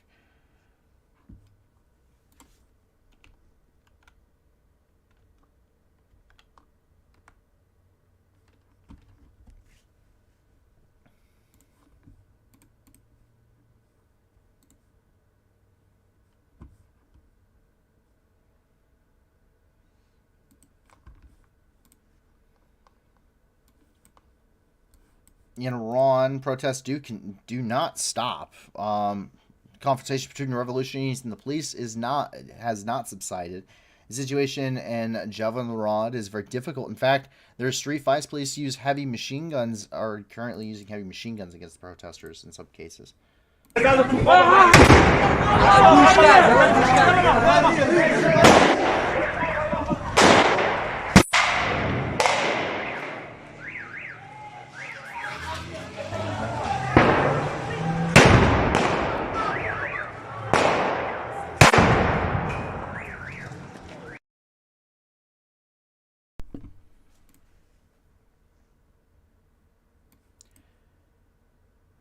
Coming into Kabul, Afghanistan, rumors of Turkey wanting volunteers reveals the desperation to leave Afghanistan. Unidentified persons spread rumors among local residents in Kabul that volunteers were being collected at the Kabul airport to be sent to Turkey for rescue work. As a result, crowds of citizens rushed to the air harbor in hope of leaving Afghanistan. They were surprised by the Taliban, who opened fire on them and injuring several people in the process. Soon authorities announced that no one was holding such gatherings and that the security forces had told the residents of the city that the Islamic State militants were going to attack the airport, though they didn't specify why. The incident shows how much Afghanistans at this point want to leave the country, that they are even ready at this point to believe mere rumors of a possible escape. دوستانو سلامونه نن داسې اوازه خپره شوې وه ماښام چې خلک بیا باسي امریکا ته اروپا ته داسې اصلي خبره دا ده چې ترکیې په زلزله کې یو څه افغانان مړه شوي دي د هغه مړي راوړي بیا د جنا د افغانستان اوسنی دولت یو څه همکاران په کار وي چې د کارانه تور باندې ترکیه ته بوزي هلته خدمت وکړي نو هغه وضع غلطه خبره شوې وه د ټولو افغانانو کوشش وکړو چې کابل رپورټ ځان ورسوي تر اخره سره پر هر څه دروغ دي ضلالت د افغانان دي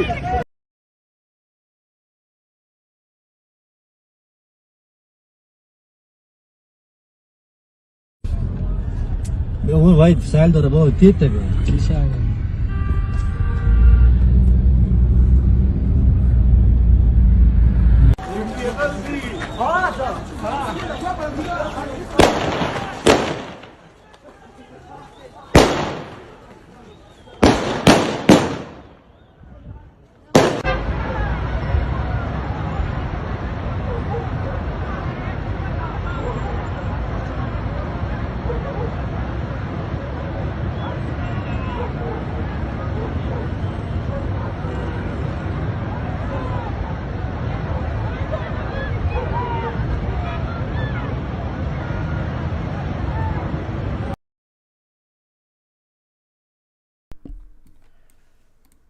In Islamabad, Afghan Islamic State militants may end up striking Islamabad and Rawalpindi. According to the Department of Security of the Pakistani branch of the United Nations, there's been a sharp increase in Islamic State propaganda activity in connection with the burning of the Quran in Sweden and Denmark. Islamabad is always attractive to terrorists due to its symbolic value as a capital and media attention. Employees at the embassy quarter and the UN agencies are warned about the threat, and they are ordered to avoid unnecessary movements, crowds, traffic jams, and crowded places of foreigners until further notice, as well as to warn and protect the protection of the representative's offices.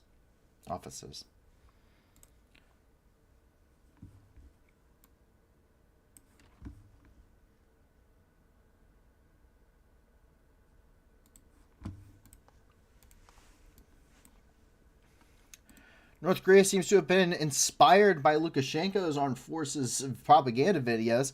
Have you ever heard a man scream at a tree and punch it? Well, you're about to. It's great. This was done in celebration of the formation of the North Korean army.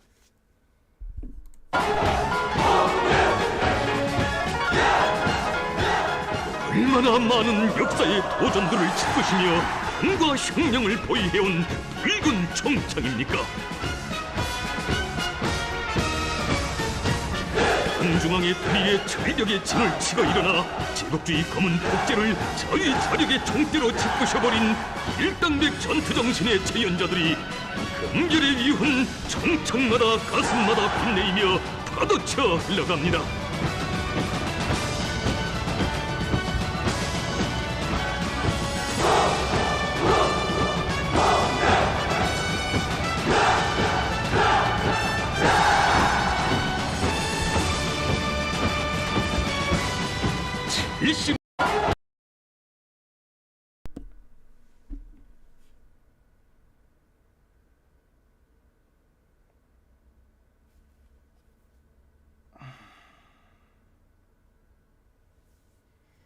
Can someone please point out just one thing of any military value and training that happened throughout the duration of this entire video?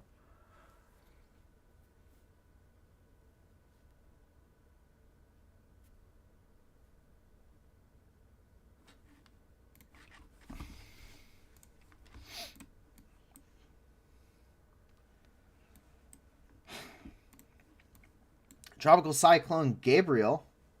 Looks like they're training B-movie extras. You know, I would say that, but I wouldn't even do Godzilla like that. Godzilla is considered to be a B-rate film, so I wouldn't even say that. I would say Hallmark movies are better than that. That's going pretty far off the deep end. Sharknado at least had kind of like a ring to it, you know, for sci-fi. You know, after they changed the way that they spelled it.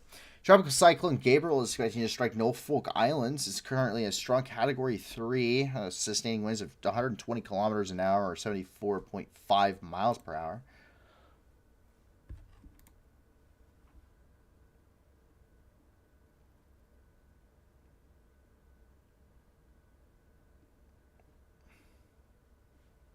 Continuing off the coast here.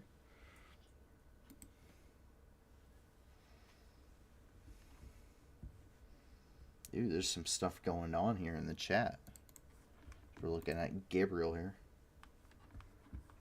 The Australian government's Bureau of Meteorology. They appear to have had some issues there.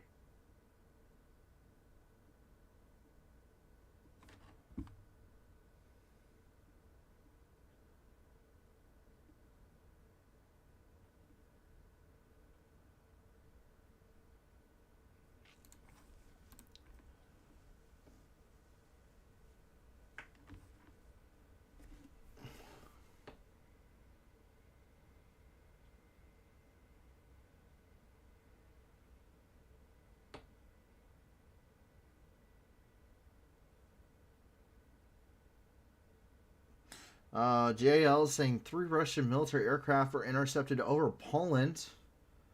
Netherlands Defense Ministry reported late February 13th and that 2 Dutch F-35 fighters intercepted a formation of 3 Russian military aircraft and escorted them out.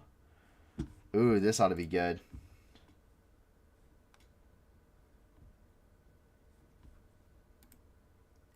Does anyone have the Dutch Ministry of Defense that we could pull up here? Or Poland's? Maybe? I don't know. Let's see here. Polish Ministry.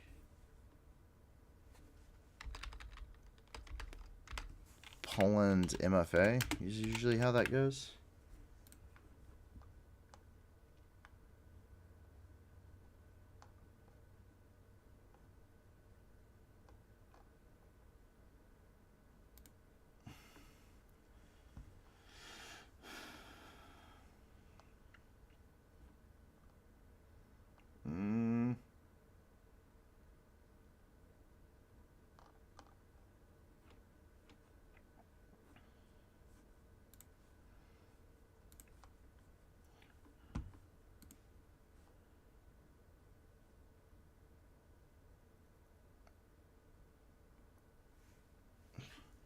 Sorry, that's pretty big news. I don't want to miss that. Military and security.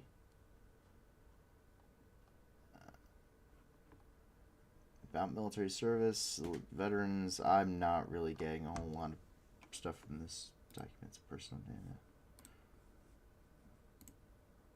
Oh, it's all. I don't speak Polish, so I can't really. It's on Reuters. Nice. Well, I try not to. We don't just try to yank things from from other media organizations. We have sources, so I'd much rather we use those. No offense. It's always going to have associating media to go with it. Like when we have news stories, and sometimes you just don't have anything else you can go by, so you're just re-reporting some things. Unfortunately, is how that ends up being. But when possible, you try and get it from your first source first. You get it from your own sources first, and then also find associated articles that may go with that for people that want to read from multiple places, not just us. It's just basically backing up what's being said, essentially. Just supporting documents for your claims. So while the researchers work on that,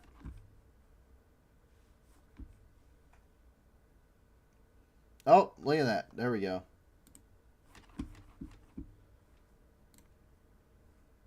Ministry of Defense for the Dutch. 2 Dutch F-35s carried out first interception from Poland. Is concerned 3 aircraft, a Russian IL-20M Kude, and that was escorted by 2 Su-27 flankers. The F-35s escorted them from a distance and handed over escort to NATO partners. Yeah. And they further say there are 8 Dutch F-35s in Poland in February and March. 4 of these combat aircraft are available from Malbork Air Base for surveillance for NATO airspace over to Eastern Europe. Very, very nice. Thank you, JL. I'm always happy to see that we're getting more information on that. So we will get that added into a point here. So it would appear that 2 Russian fighter aircraft as well as a Russian transport aircraft of some kind, an IL-20, all 3 were escorted by 2 F-35s from Polish airspace just late tonight. Very, very interesting indeed. Russian aircraft crossing into Polish airspace.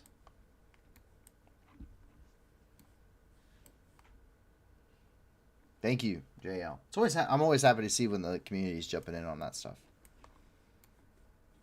Jumping over here into Africa, well, Al-Shabaab militants ended up attacking government forces. In Somalia, Al-Qaeda-linked Al-Shabaab militants carried out 4 attacks on government forces. In the morning, jihadists attacked the garrison of the Somali armed forces in the city of Zabid, located near the capital of the country. The attack began with a self-explosive of a suicide bomber in a car filled with explosives. After that, the attackers started to shoot out with the military. According to the statement of the group, 38 security officials were killed during the attack, and weapons and equipment fell into the hands of the militants. Similar attacks were carried out by jihadists on the location of security forces in the province of the Middle Shabelle. Information about the victims of the terrorist attack is not yet available. At the time, 2 suicide bombers in the group exploded near a military unit in the city of Afmadao. 43 members of the pro-government militia were killed in the explosions. 10 U.S.-trained Somali troops were killed in a shootout with Al-Shabaab militants in Madoug province overnight, and 18 more were injured. Islamists claimed that the American aircraft held security forces during the clash. The Ministry of Defense of Somalia said that the military managed to prevent the attacks. The terrorists have previously refused such statements by the military leadership there in Somalia.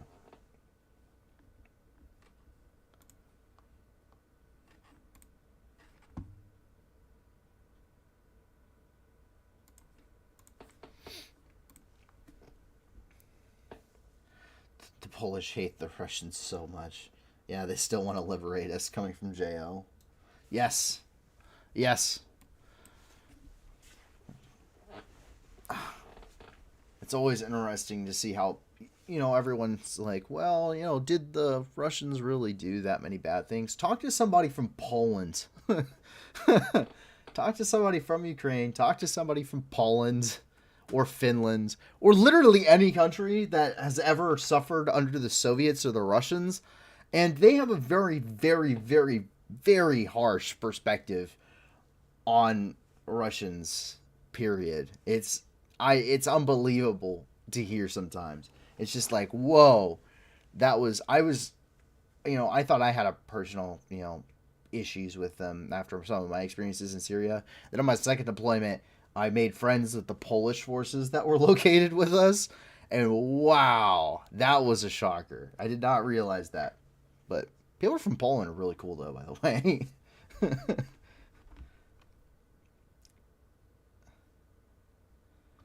Coming from Malawi, an ongoing cholera outbreak. The Ministry of Health reported 42.4 thousand confirmed cases and 1,384 deaths so far. Around 600 new cases are being reported daily in the country.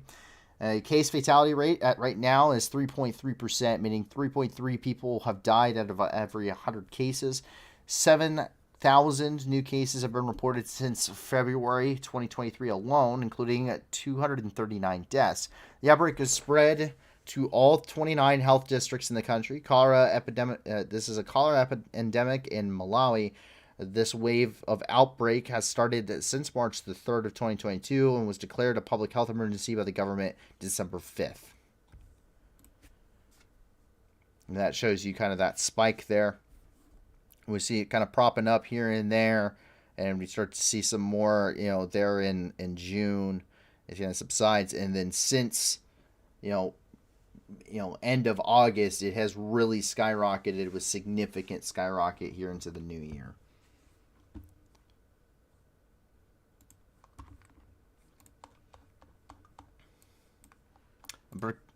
Here in Burkina Faso, 19 civilians were killed by a non-state armed group. 19 civilians were killed in Abaklo du Mahoun regions on February the 10th and February 12th in 2 separate attacks by non-state armed groups. The attackers reportedly burned down a village. This occurred following the deaths of 8 civilians, including 2 workers from Doctors Without Borders killed by jihadists on February the 8th.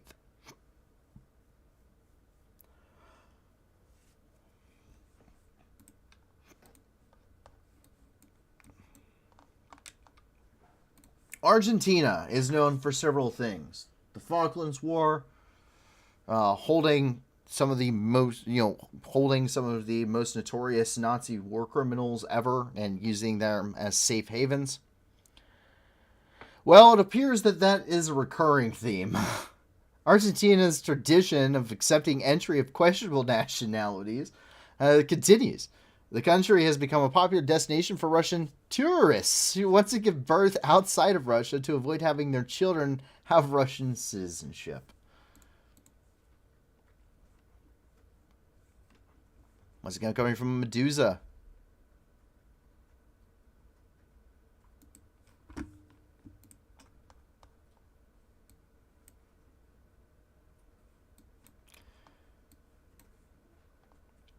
Jumping up here and into North America, we started off coming from Vandenberg Space Force Base, of all things. Used to be an Air Force Base. It's now a Space Force Base, where the U.S. test fired a Minuteman III missile.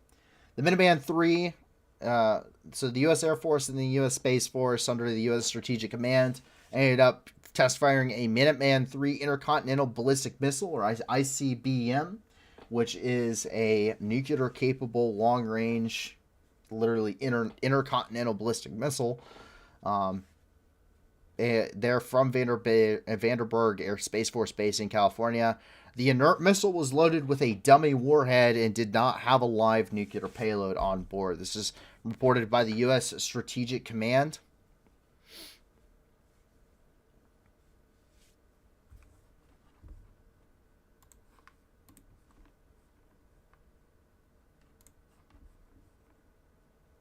They released several photos of the launch.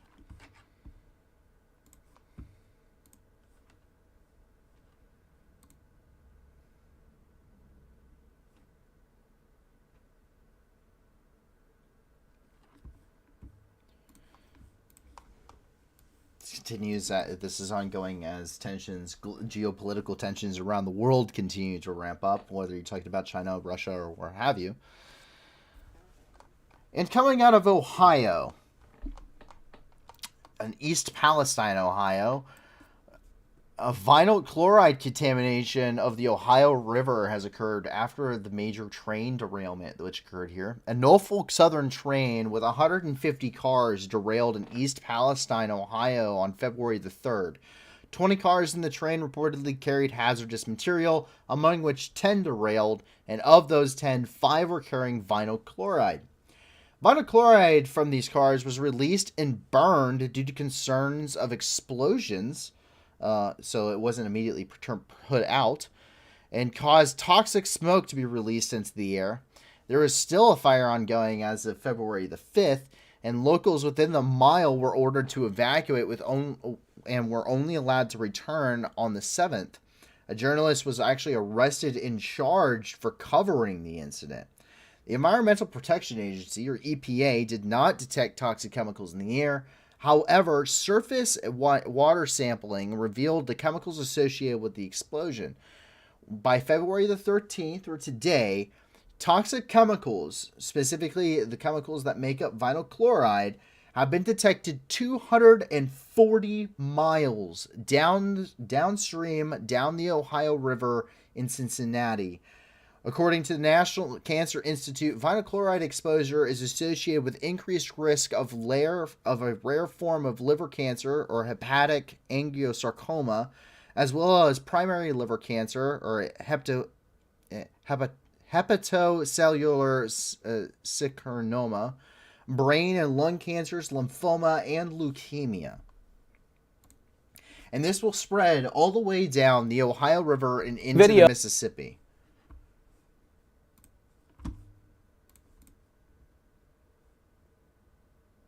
This is coming from the train derailment from local news.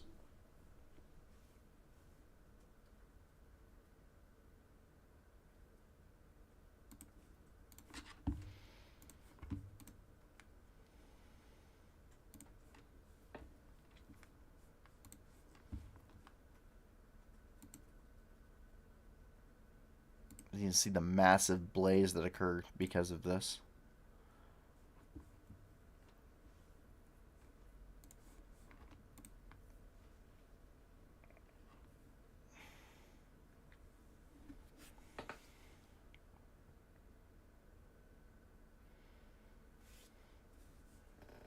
So basically, if you live in this place right here, you're screwed. Don't drink your tap water, folks. I am currently in Negley, Ohio. I'm at the corner of By Road and US 170 North. This is the bridge that goes over top of Leslie Run. This is their filter barrier that they have currently. But I think it's important for people to see the dead fish. I'm gonna walk under the bridge here above and show you. Coming right up, another fish. There's hundreds of them up here in this area across here. Hundreds. Another fish. Another fish. They're just everywhere. Fish, fish, fish. I mean, these are minnows. I mean, they are in our streams. Fish, fish, fish, fish. This is only along one side that I can safely walk the water without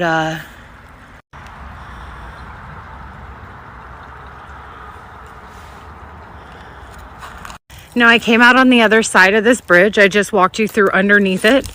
Those are your barriers, sand barrier they have. Here's more. Just hanging out. There's one out in the water.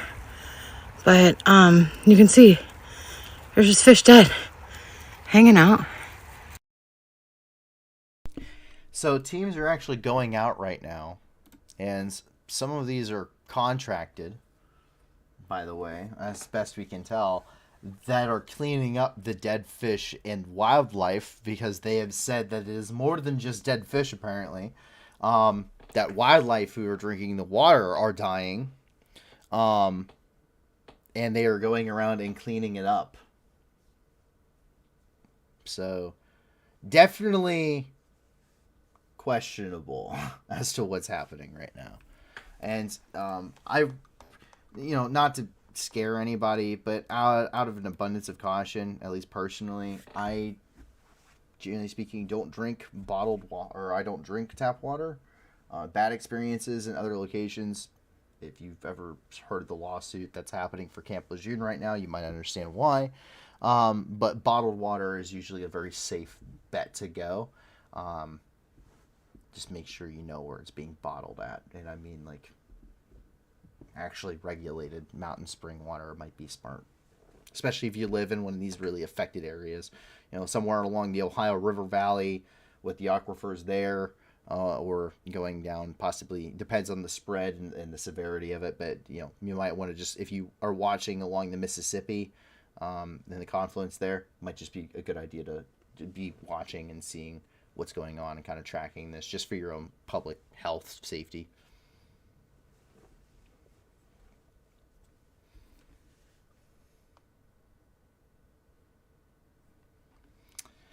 And that's the hard-hitting news of the night, but we have plenty of others as we jump over here. We actually start off here in California, where an enormous polar vortex is seen on the sun is unprecedented. On February the 2nd, a massive tentacle of plasma snapped apart in the sun's atmosphere before tumbling down, circling the star's north pole at thousands of miles a minute, and then disappearing, leaving scientists relatively baffled at this point. The entire spectacle, which lasted about 8 hours, went viral on Twitter when Tamitha Skov, a science communicator and research scientist at the Aerospace Corporation in California, posted footage of the event captured by NASA's Solar Dynamics Observatory. What does this all mean? Essentially, a long filament of plasma, the electrically charged gas that all stars are made of, shot out of the sun's surface, creating a huge looping feature called a prominence. These structures are common and can loop the surface for hundreds of thousands of miles of solar plasma spirals along tangled magnetic field lines.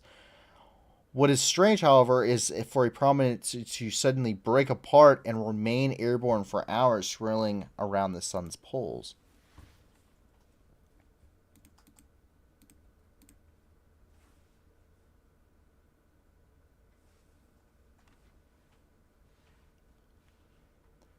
So there it is right there.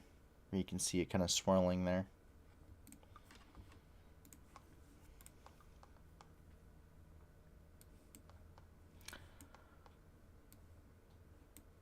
Coming over here and into Spain. Lasers revealed the ruins of a 5th century fortress in a Spanish forest. Archaeologists in Spain got the surprise of a lifetime when they discovered the ruins of a powerful 5th century fortress surrounded by a huge defensive wall in a dense forest instead of Iron Age fort they had been looking for. The team found a stronghold on a hilltop in northwestern Spain by using LiDAR, a light detection and ranging, to peer beneath the forest covering the ruins. This technique, which bounces hundreds of thousands of laser pulses every second off of the landscape of from a flying aircraft overhead, revealed an early medieval fortress covering about 25 acres with about 30 towers and a defensive wall and 3/4 of a mile long. The fortress seems to have been built in the first half of the 5th century AD, possibly on top of an earlier Iron Age hilltop fort to defend against Germanic invaders after Roman control of the region had collapsed. So that is the fortress that they have found, and you can see that outline there. And they went up there, and what did they find?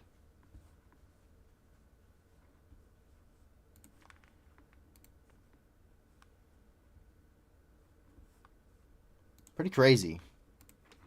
Just finding a fortress here in the middle of Spain. Just a previously unknown fortress. Meanwhile, in Vienna, cockatoos have now officially joined humans and chimps as the only species that can use a set of tools. Pretty crazy. A new study reveals that cockatoos can combine multiple tools to complete a complex task, a feat scientists previously thought only chimpanzees and humans could ever do. Scientists first discovered the Goffin's cockatoos, or Titabar corella, could use tools by accident when captive cockatoos use sticks to reach nuts trapped behind fencing in a laboratory setting. A new study, a team of researchers showed that wild-caught Goffin cockatoos could use tools as a set and even carry the tools around with them when the situation calls for it.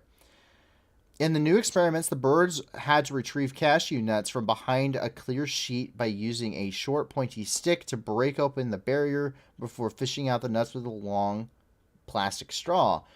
This is unlike any known cockatoo behavior, and so the researchers were confident that the task could not be carried out using previously learned behavior. 7 out of 10 cockatoos in the study successfully extracted the nuts, with 2 of those 7, named Figaro and Finney, completed the task within 35 seconds on their first attempt, which stunned the researchers.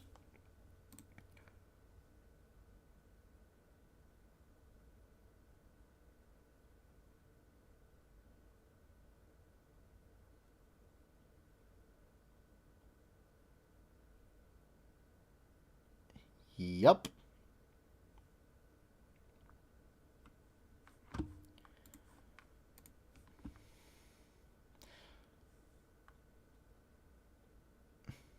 So he pokes a hole in it, tears it, and then he gets it through the hole, and then gets his nut.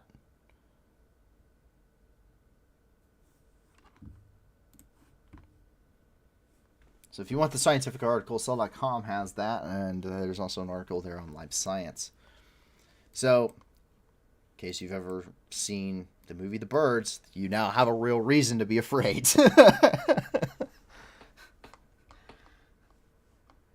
As we come down here, Alfred Hitchcock, yeah, that's a terrifying thought now.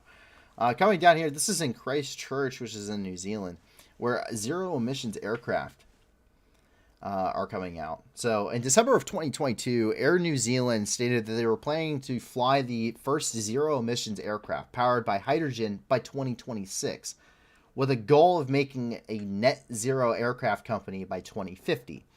In coordination with this announcement, aircraft manufacturer Airbus stated they were working with Christchurch Airport and Air New Zealand to create the first commercial aircraft hydrogen hub, in order to fuel not just aircraft, but also provide heating for the terminal, local industries, zero emissions aircraft, and all airport and logistical ground vehicles as well. So this is coming from this is the original 2020 or the late December 2022 announcement, where they were announcing their new aircraft that they were planning on taking or using, or at least some of the proposed designs. And this is the Airbus partnership. So they'll use air transport. They'll use it for air transport, heat and power. They'll use it for further H2 production and liquefaction, logistics and heavy duty transport, their ground transportation, taxis, cabs, buses, tow motors, 18-wheelers, all the transport vehicles, everything that carries your luggage out there, to also local industries around the local area, as well as the hub itself, so the airport too. So, I mean, that's ambitious, but that is really cool. To make a complete, essentially a zero emission company. The first, and it's New Zealand who's leading that when it comes to aircraft. So pretty cool. But that is all of the news in the world, at least from all of our sources for tonight. So I hope that you guys found it very interesting. I hope that you guys found it knowledgeable and that you guys got something out of this that was worthwhile. And I hope I was able to answer questions for you guys in a good manner. If you want more information, a lot of these do have associated articles, as you can see. And, of course, we had to skip over some points just because of time. I'm trying to keep it short. There was a lot of points on some of these. But if you ever want to go through and go back through all these, once again, these are all available on our website for you guys to go and check out. So in the meantime, I hope that you, your family, and your friends are safe. And if not, I do hope that you find that safety and security in the very near future. I hope that you guys have a fantastic rest of the beginning of your week. We hope that you'll be back here to join us once again at 10 p.m. Eastern Time at 9 p.m. Central on Wednesday. And that way we can do another 48 hours of news and review. And if you can, guys, obviously a lot of big things happening, a lot of very terrible things happening, a lot of human suffering ongoing throughout the world. So please be sure to reach out and check out those organizations in the description. If you have more, please send them to a staff member. That way we can start getting that vetting process done. And hopefully we'll be able to get those added to the stream. And as a reminder, we will not be streaming on the 24th of February, even though it is a streaming day. So that way we will be premiering our new video, which we will be starting doing videos. So once again, if you have any suggestions for future video content that you would like to see done by us here at the New News, covering a wide range of topics, go ahead and you guys can comment on this video once it gets uploaded. So that way we can, I'll go through the comments and kind of go through, and we'll start putting together content that you guys would actually enjoy and are wanting to see. So thank you very much for everybody. We hope to see you back here in the future. My name is Paul from the New News, and have a fantastic night, everybody. Bye now. Going home, Russian soldiers, going home. Бо ми всіх вас тут змішаємо з багном. І стоять до волновах, і чудно кличе діти нахуй. Тут працює ЗСУ і ТРО. Нам не треба ні конфлікту, ні війни. Та ми готові всіх вас звать до сатани. Тисячі вже полягло, і все більше шлейфуйло. То для них нема нічого, крім труни. Going home, Russian soldiers, going home. Бо ми всіх вас тут змішаємо з багном. І стоять до волновах, і чудно кличе діти нахуй. Тут працює ЗСУ і ТРО. Вызволять пришел, братишка, ну привет. На моей земле тебе один ответ. Нашим людям с кирпичом, даже танки и бочок. Вам не взять нас и за 100 тысяч лет. Going home, Russian soldiers, going home. Бо ми всіх вас тут змішаємо з багном.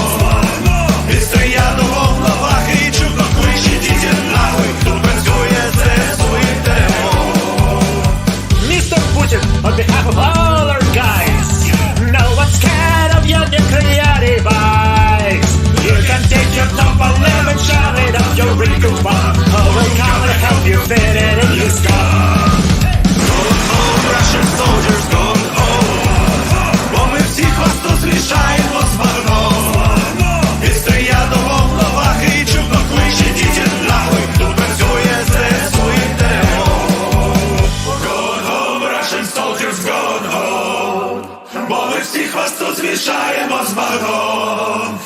Стрія до волновахи, чутно клич, ідіть нахуй, тут працює ЗСУ і ТРО. Going home, Russian soldiers, going home. Бо ми всіх вас тут змішаємо з багном. Від Стрия до волновахи, чутно клич, ідіть нахуй, тут працює ЗСУ і ТРО. Going home, Russian soldiers, going home. Бо ми всіх вас тут змішаємо з багном.